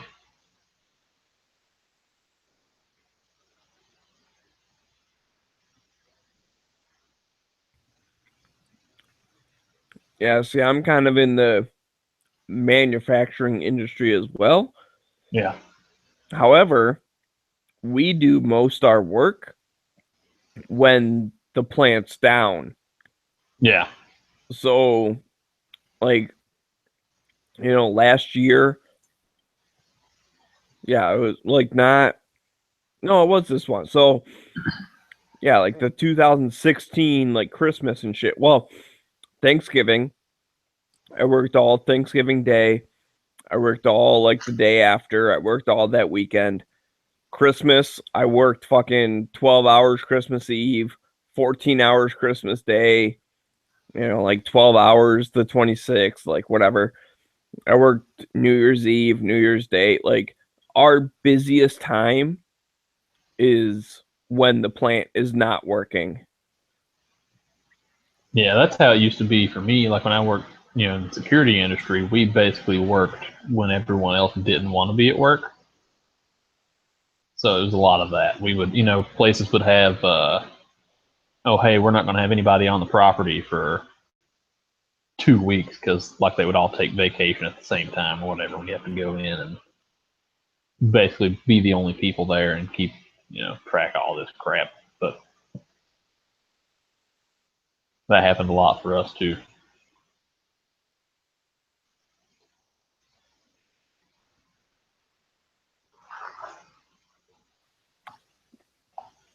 Yep. I mean, that's just the way our business works, is that we work the downtime. So, yeah, 2 weeks in July when the plant's not working, we're working fucking 14 hours a day at least, type of thing. If not more. So far, I'll say this was a few years back. This was 3 years ago.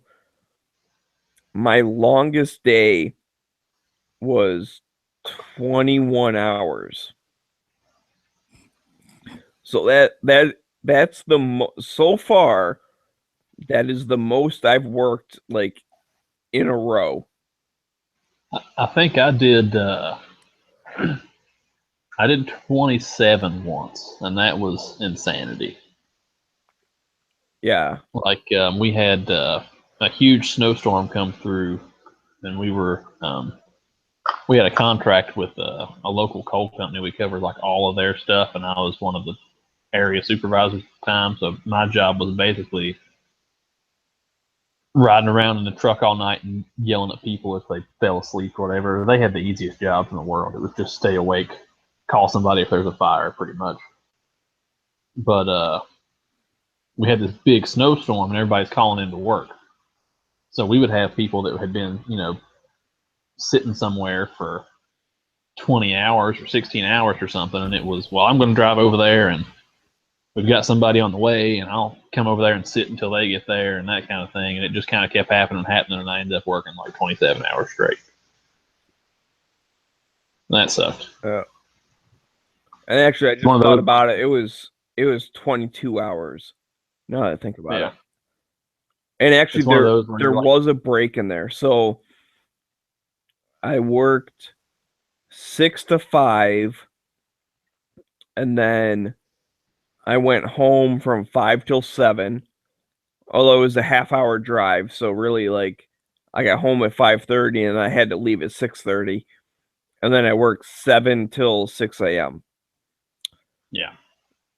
Because that's, it was a local place, but one of the reasons like I had to get home is I had 3 dogs at my house,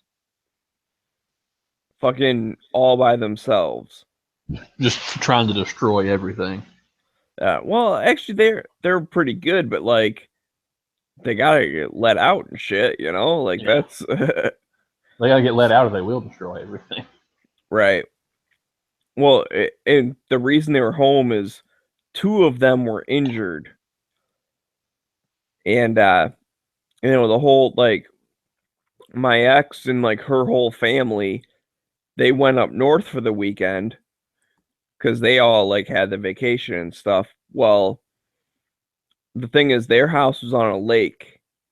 And, well, one of them, like, he wasn't that bad, but, like, it was kind of injured.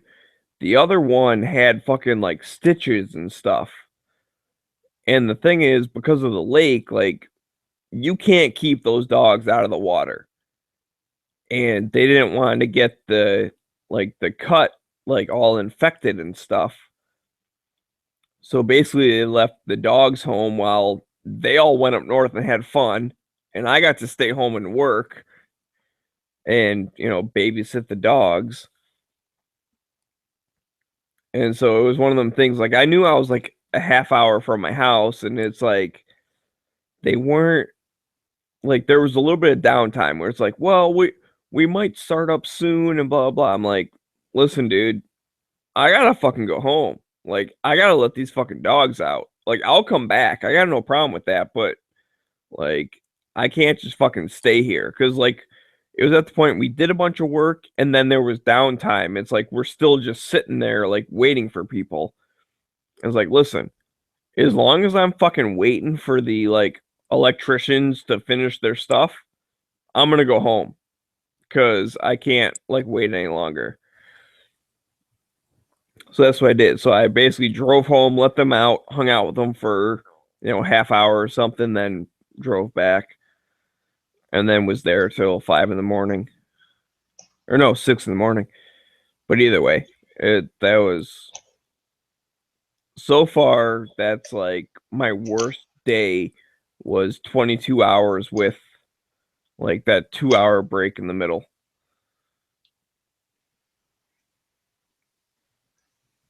But yeah, that's a pretty long day. Yeah, and No that's thanks. the thing. It was all doing stuff. It wasn't just like, oh, I gotta sit here for a while. Like, no, we were fucking hustling like that entire time. Yeah, that's better. Trust me. Huh. Trying to stay awake when there's literally nothing to do but sit there and wait on somebody to show up is the worst thing in the world. Yeah, I mean, I hear you, but at the same time, like, fucking walking up and down all those steps, like going up to the roof and then coming back down, then going to the roof, come back down, go to the roof, come back down, go to the roof, come back. Like, I kind of would have liked to sit around for a little bit. Right. It might be boring, but fuck, dude. Like, I lose about 15 pounds every July. Just in those 2 weeks when I'm working. Because it's always nuts. And I don't have much to lose to begin with. So, like, dropping 15 pounds is kind of that's a big fucking percentage for me.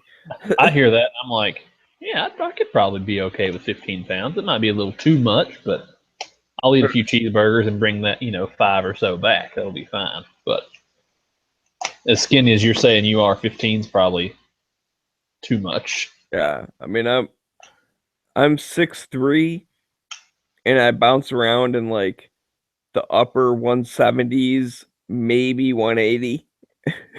Oh, wow. So when I drop down to like, 160 something, like, yeah, I'm pretty much skin and bones. Yeah, I'm sure because I'm 6'3" and 210 or so, a little less, and like I'm not a huge dude, so I can't imagine being like 160 pounds as tall as I am. Like I said, my picture, those arms are pretty accurate.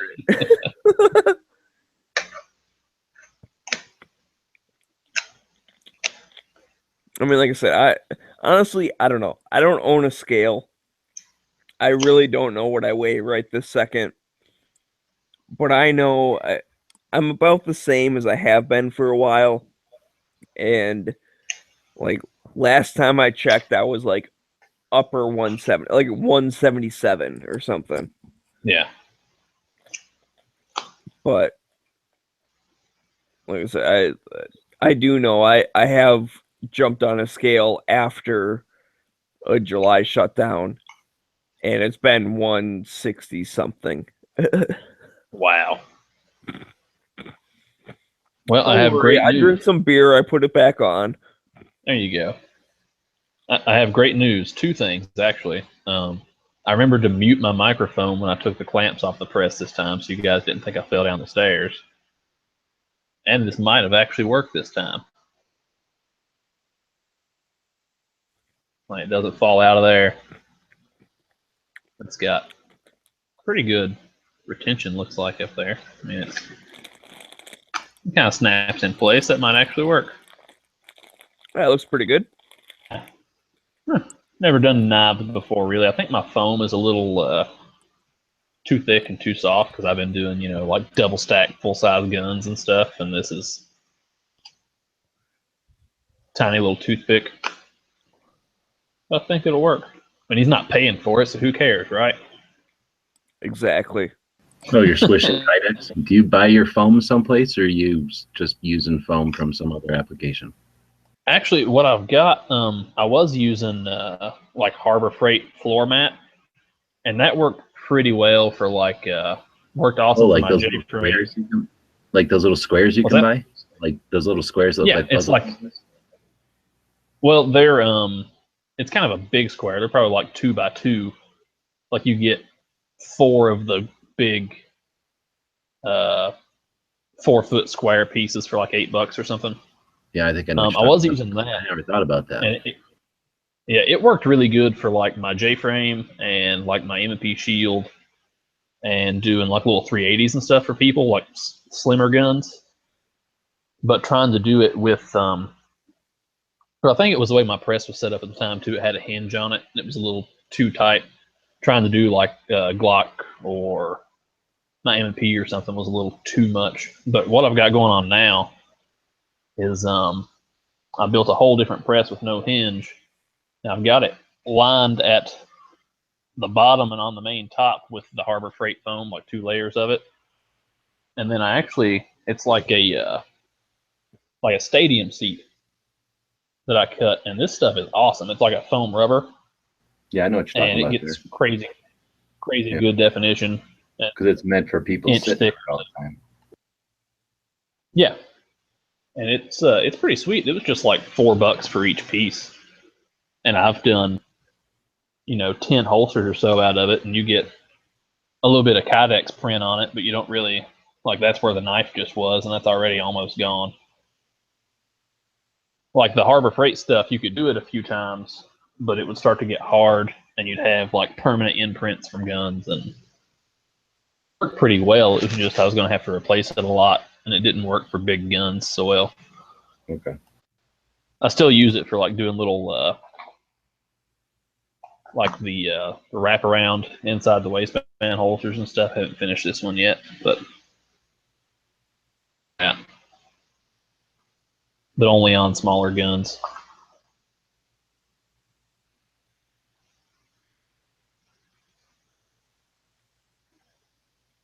So the foam, like, I guess you take like the gun, you put the Kydex on, and then you squish that between foam.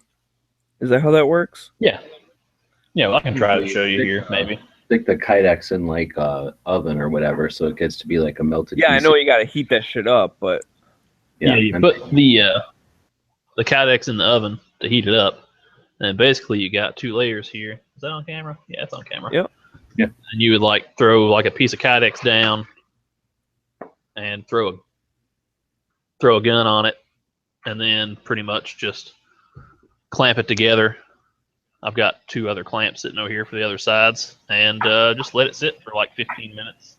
But it's all about having foam that's like strong enough to squish up in order, make details, but not so firm that it doesn't squish, the whole gun into it. And that's where I was. Right, like if you get. You can buy it. I'm not going to buy it. It's expensive for one, and Yeah, it's I don't crazy use it that much, So that's why I'm trying to find alternate ways. I never thought about those 2 things. Yeah, I got the little these little seat pads came from Walmart. Like my girlfriend just kind of noticed them and went, "Hey, would this work?" And I touched it and went, "Yes, absolutely, that would work." It does a really good job, actually. I'm just going to go to some kind of sports game and wait for somebody to stand up and snag it and run out. Yeah, there you go. It'll be free. sports game. I like you talking about sports, G-Webs.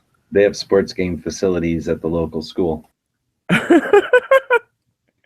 Your local sports ball stadium, and just snag one from somebody.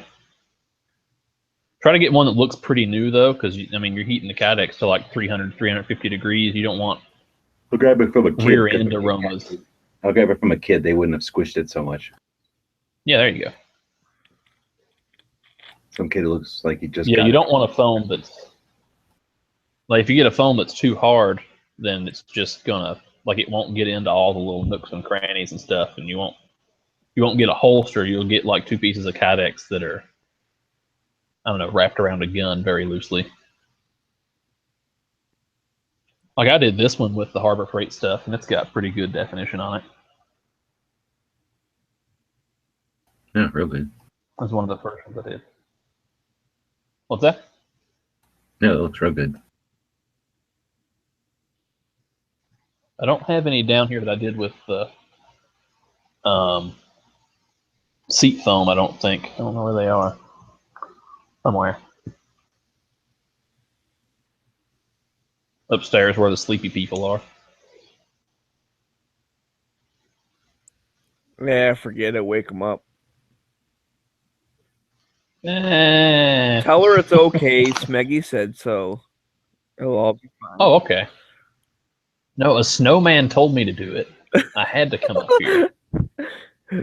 Tomorrow, your What? whole family will be sitting in the living room, like intervention. I think you're on drugs. The snowman is telling you to do things. Like, no, I We don't know swear what he's you've been real. doing. Look, he's in the computer.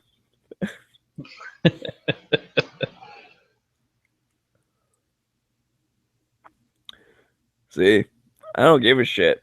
I got an empty house. I can be like, hey, motherfucker! Guess what? Nobody cares. Honestly, I could probably do that and she wouldn't even wake up. But I'm not going to take chances. Yes. Trust me, I know the consequence of if she wakes up, it's not worth the risk. Right.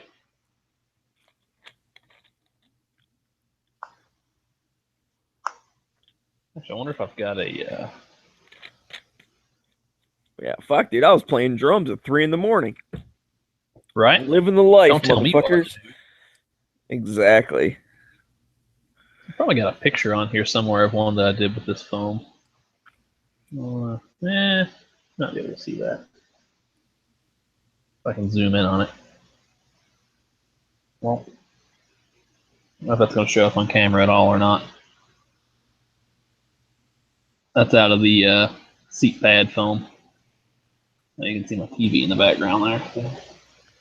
No, we can see that okay. Yeah, it definitely it's got all the little ridges and shit. Like that's Yep. So it gets all in the nooks and crannies.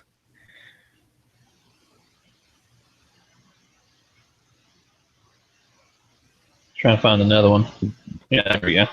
Oh, come on. The picture's sideways. Why me?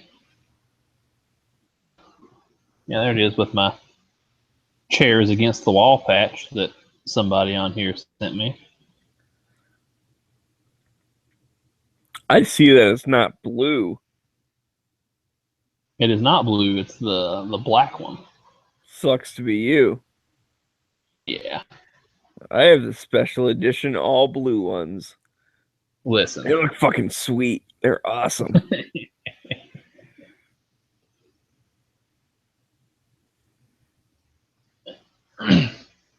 It's all right. You didn't win it with the answer windbreaker to a question, so mine's better than yours.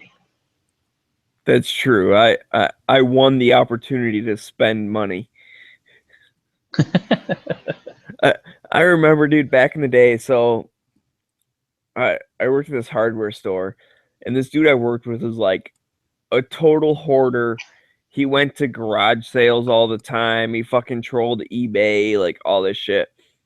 Well, he had a shared like email address with, you know, his wife, and you know how eBay will send a thing, be like, you won, like blah blah blah, and so Yeah. she used to think that he was like winning stuff, like a contest or something. Like, you're the luckiest guy. Like, I see all these emails. You keep winning, like all these rare, Keep like winning all this stuff. yeah, he used to. Well, he still does, but like he would collect like Hot Wheel cars, but like the special editions, like where there's only like 1 out of 1,000 and all this shit. And so when he couldn't find them, he'd buy them on eBay.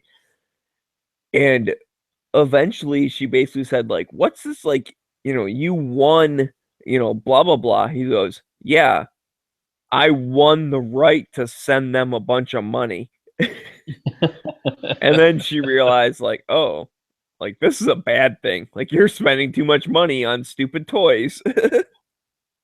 One of my buddies has a Hot Wheels collection, but like what he does is if he goes into the store and he sees something super weird, he buys it. Like you could go in and it would be like one of 20 and he wouldn't spend $1 on it.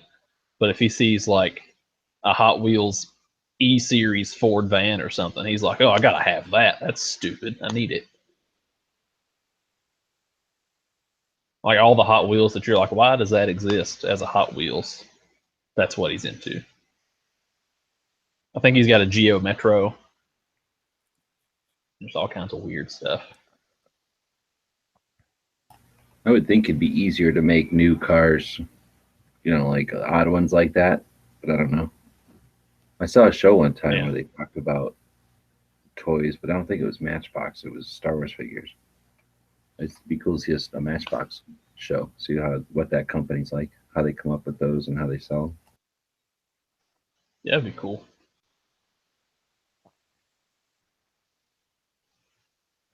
I know there have been some like special edition cars that were put out that were Matchbox would do like a small version of a real car and then trick it out some crazy way. And then that company would build a full-size version of the Hot Wheels car. But I can't remember any specific ones now.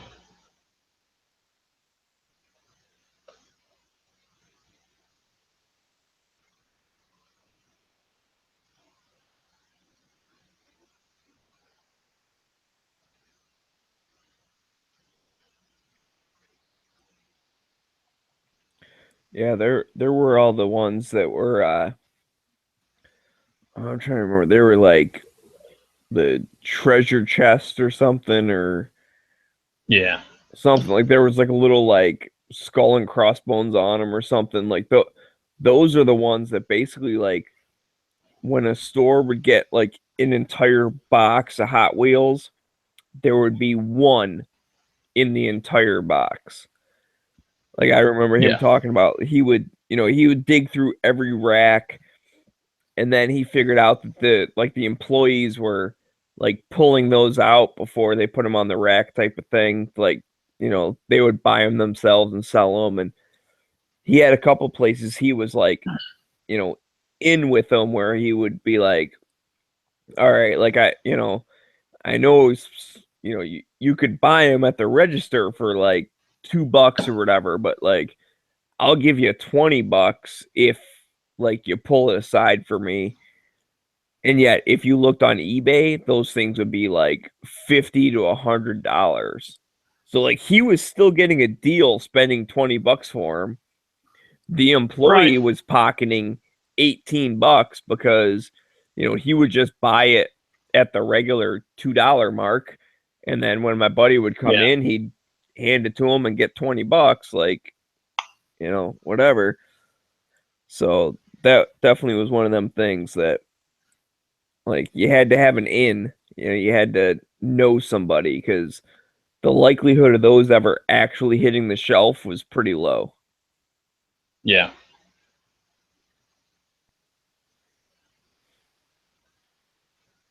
But yeah, I mean, he was all about that stuff. He's got so much shit. It was cool though.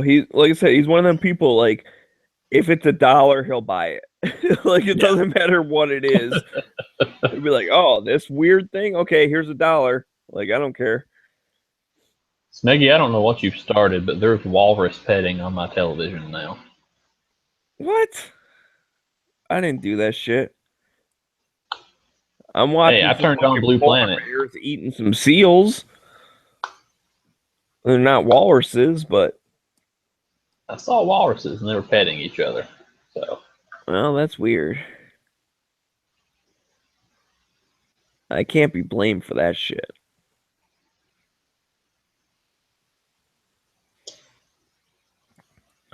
But anyway, so one of the things he used to do is he would buy stuff like, for the house or whatever, right? Like cleaning supplies or, other hardware type stuff or whatever.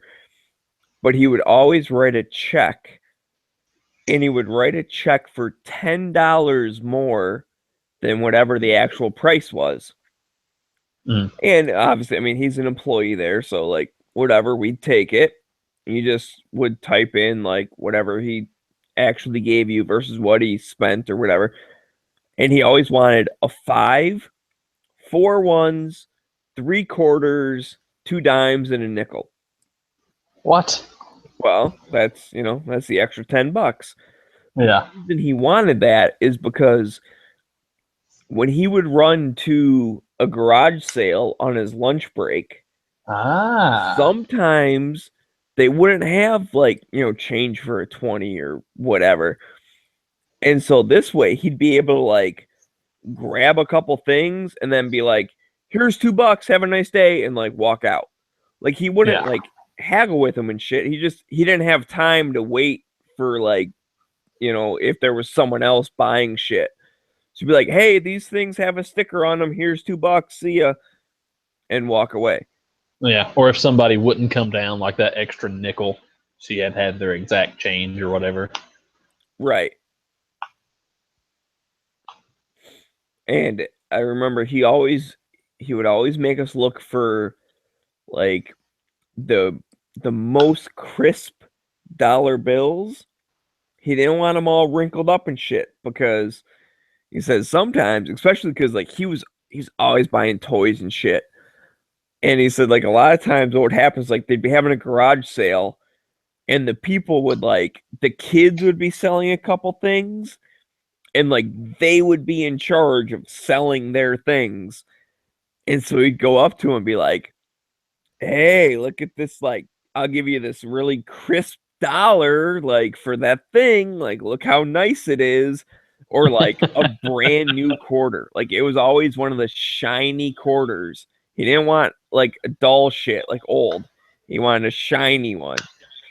This dollar's way better than those other dollars. Exactly. He'd be like, I mean, I know you want, $2 for that monster truck, but look, I have this nice crisp dollar for you.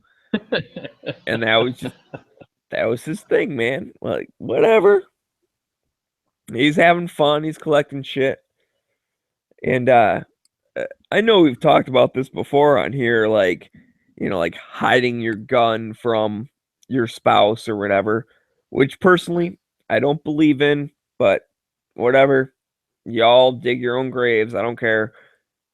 But right. He basically did the same thing with all these fucking like toys and shit. Right? Like I said, he was into all the like the Hot Wheels, and he really liked aliens.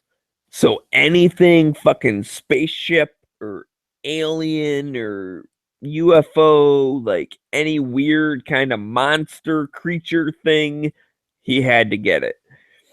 And the way that he got around that is like he'd keep it in his car for a while, like, because okay, that's his car, like she didn't look in the trunk or whatever. But anyways, he had one room that was like his collection room. And he realized that if he organized it really nicely, she would notice when there was new stuff. But if it was just like a pile of shit and you put like 2 more toys on top, like the pile of other 50 toys. Notice the pile. It's just a pile. Like that's the same pile as been before. So he purposely left the thing messy so that she wouldn't notice when new stuff was added. That's fantastic. So I guess you could do that with guns. Like if you have a gun safe and everything like is on its own shelf and separated and looks nice and neat, she's gonna notice a new gun. But if you have them just like thrown in the corner and you toss a new one on there, it just looks like a pile of guns. So no one will even notice. Yeah, I never understood the whole hide it so they don't find out thing, because you're just like setting yourself up for failure later. Yeah. Like I take my girlfriend to a underestimating how much you paid. Right. Possibly. I mean, like I said, I've never done that. I was very open at like this is how much money we have. This is how much money I spent. We still have extra, so get off my back. There we go. Like, Yeah. no problem. But I could see being like, well, yeah, I paid like 400 something when maybe you paid like, 520. Like, okay, yeah, it was like 4 something. I don't know, like 460-ish or something. Like, you just round down a little bit. 580 after tax. Yeah, I mean, I guess, like I said, I never personally did that, but Yeah, me either. whatever. Like, if that's No. as long as the bills are being paid and you're still eating food and you still have a house, you still, have a roof over your head and all that shit, it really shouldn't matter. But I could see maybe exaggerating a little bit, but straight up like, no, I didn't buy a new gun. That's always been there. Yeah. That seems like a stretch to me. Yeah, of course, I don't really have that problem anyway, because, like, I'll take my girlfriend to a gun show with me or whatever, and I'll pick something up and be like, man, I like these, these are pretty cool. She's like, well, you should buy one. Well, that's not at all what you're supposed to say to me.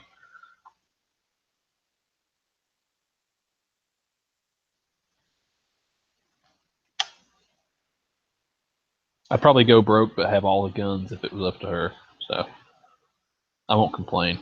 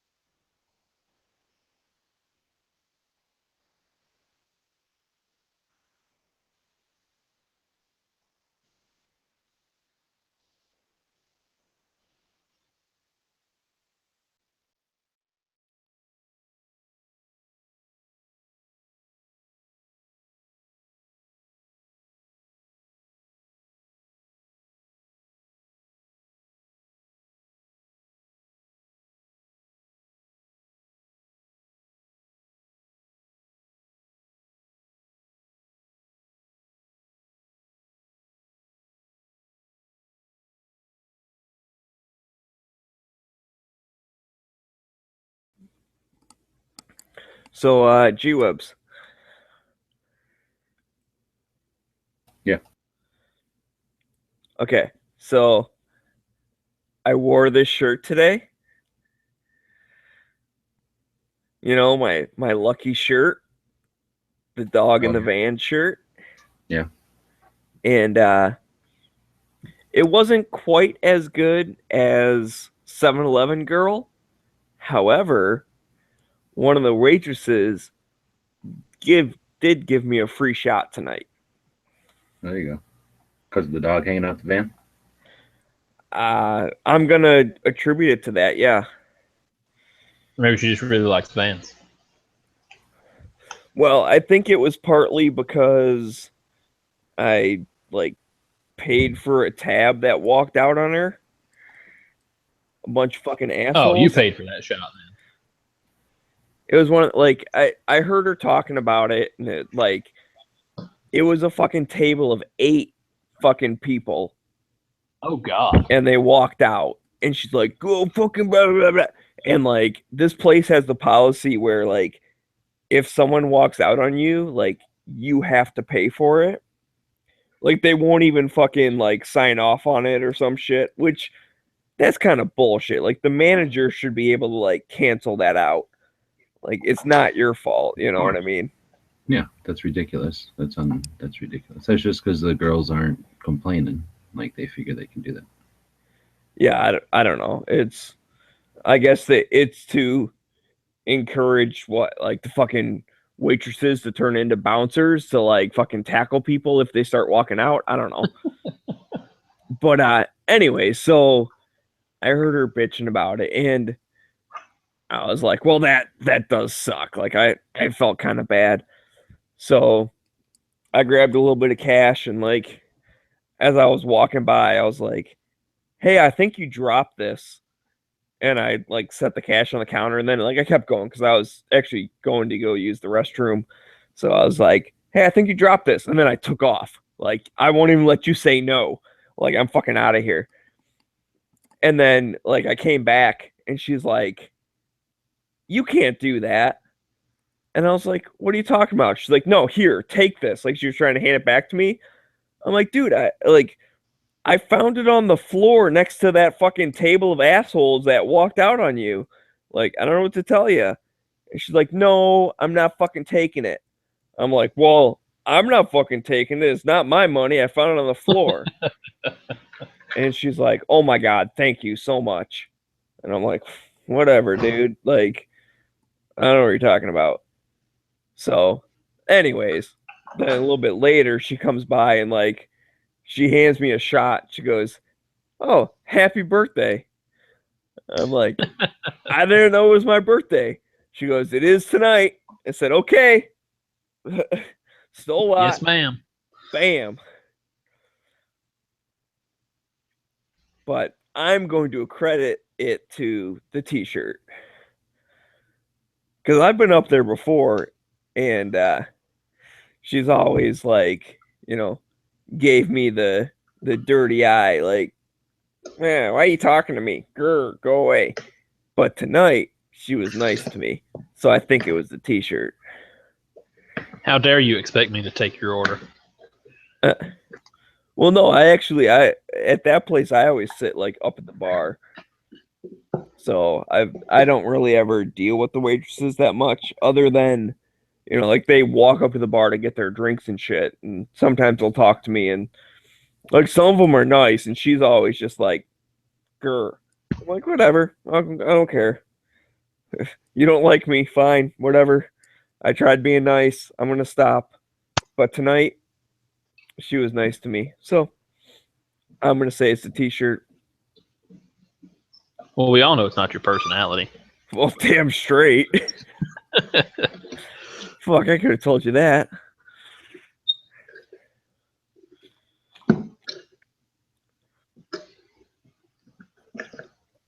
So yeah, tonight was a good night. I met a couple guys who like shooting. Got to talk to them about guns.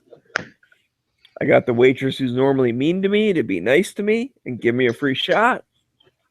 I won't say she's normally mean to me. That's an exaggeration. Just she's not normally like extra nice to me, whereas tonight she was nice to me. So it's got to be the t-shirt. Yeah, what kind of fucking dick move is that, walking out on your fucking tab? A whole table full of people? Really? Like, you all thought someone else paid? Like, what no. I like to do is invite a bunch of people out to a place that I don't go to very often and I don't plan on going back to. And then I act like a real big man, like ordering everybody up and then telling everybody I'm going to pay the tab. And then I just walk out on the bill. I feel good about Just myself. leave everybody else there. Yeah, you sleep good at night knowing that some poor girl is paying for your shit? Yeah, I figure that's her fault for having that kind of job. Like that's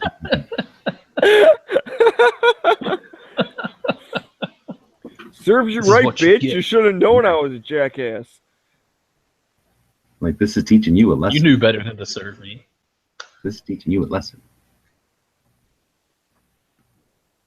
I renewed my yearly subscription. What the fuck does that mean? There's no yearly subscription. Every second matters. Is there somebody out there selling subscriptions to it? Was I not supposed to? To Every Second Matters? There's nowhere to. There's no subscription to Every Second Matters.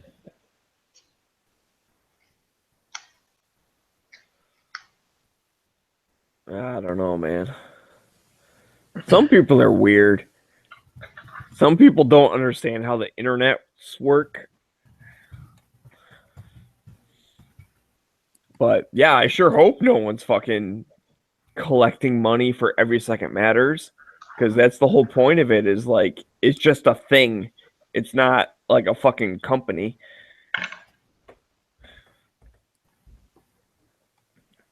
Yeah, you should reply back, be like, who'd you give the money to? Because I'm about to beat some ass. Unless they meant the gun channels thing and they get confused. Because I definitely support everyone subscribing to gun channels. I mean, I know it's free, but you can opt to give money if you think that it's well worth it.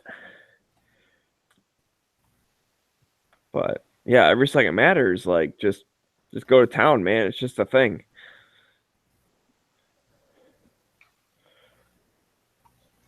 Oh, you were in here the other day, Jubs, right? When someone showed, like, there's a patch on Amazon that says Every Second Matters. Like, it's not the same exact logo, but It's funny, like, I had a 32 pocket pistol and I let a friend use it. He sold it. What? That's how much of a friend. I'm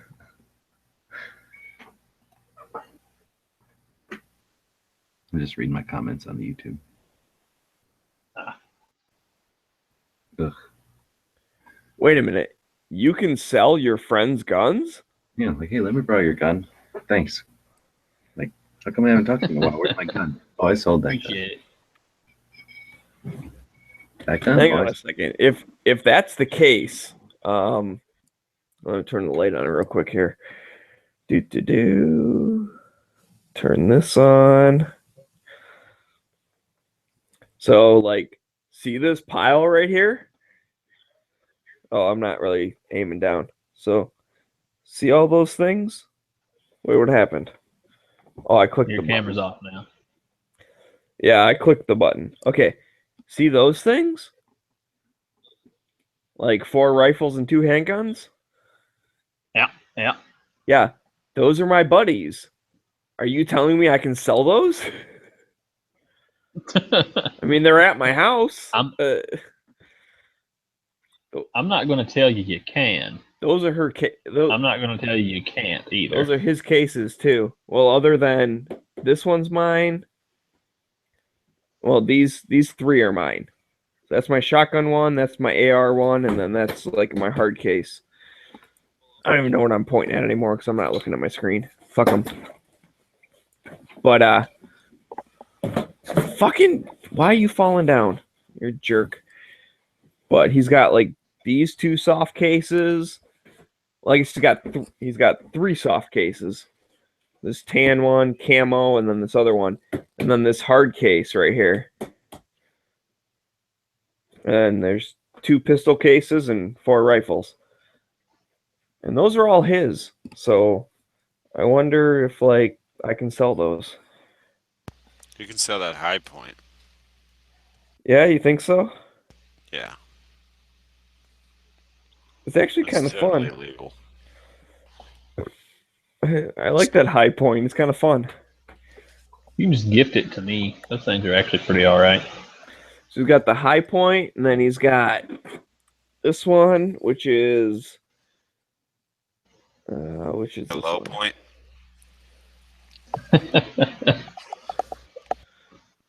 No, this is a Marlin.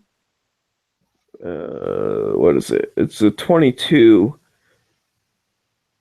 Oh, the 60. XT22.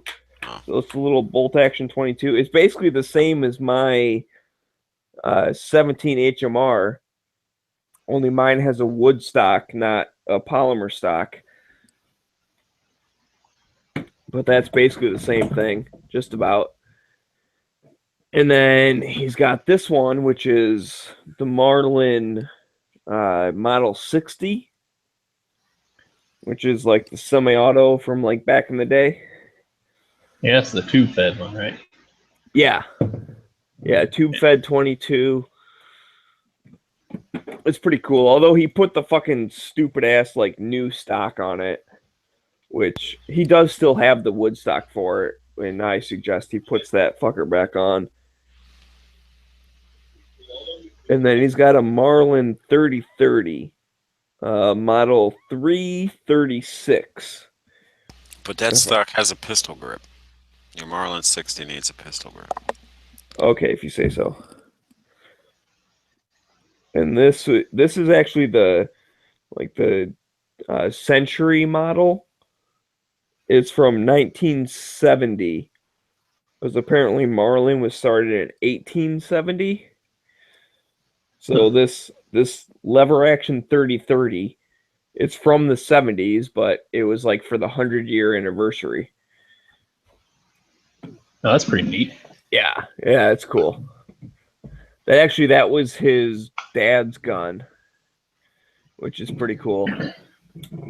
And then he's got this pump action. What the fuck is this? Oh, it's just a fucking Remington.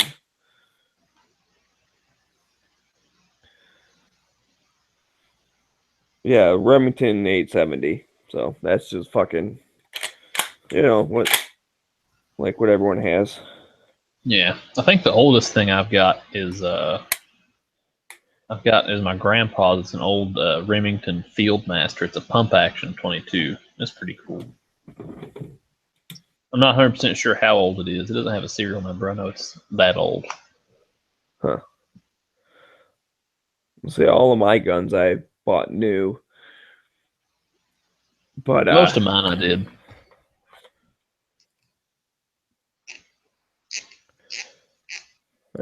I know eventually I'll get my dad's guns, and he's got an old it's a lever action 3030. I think it's a Winchester. I'm not 100% sure on that actually, but basically it was my grandpa's gun.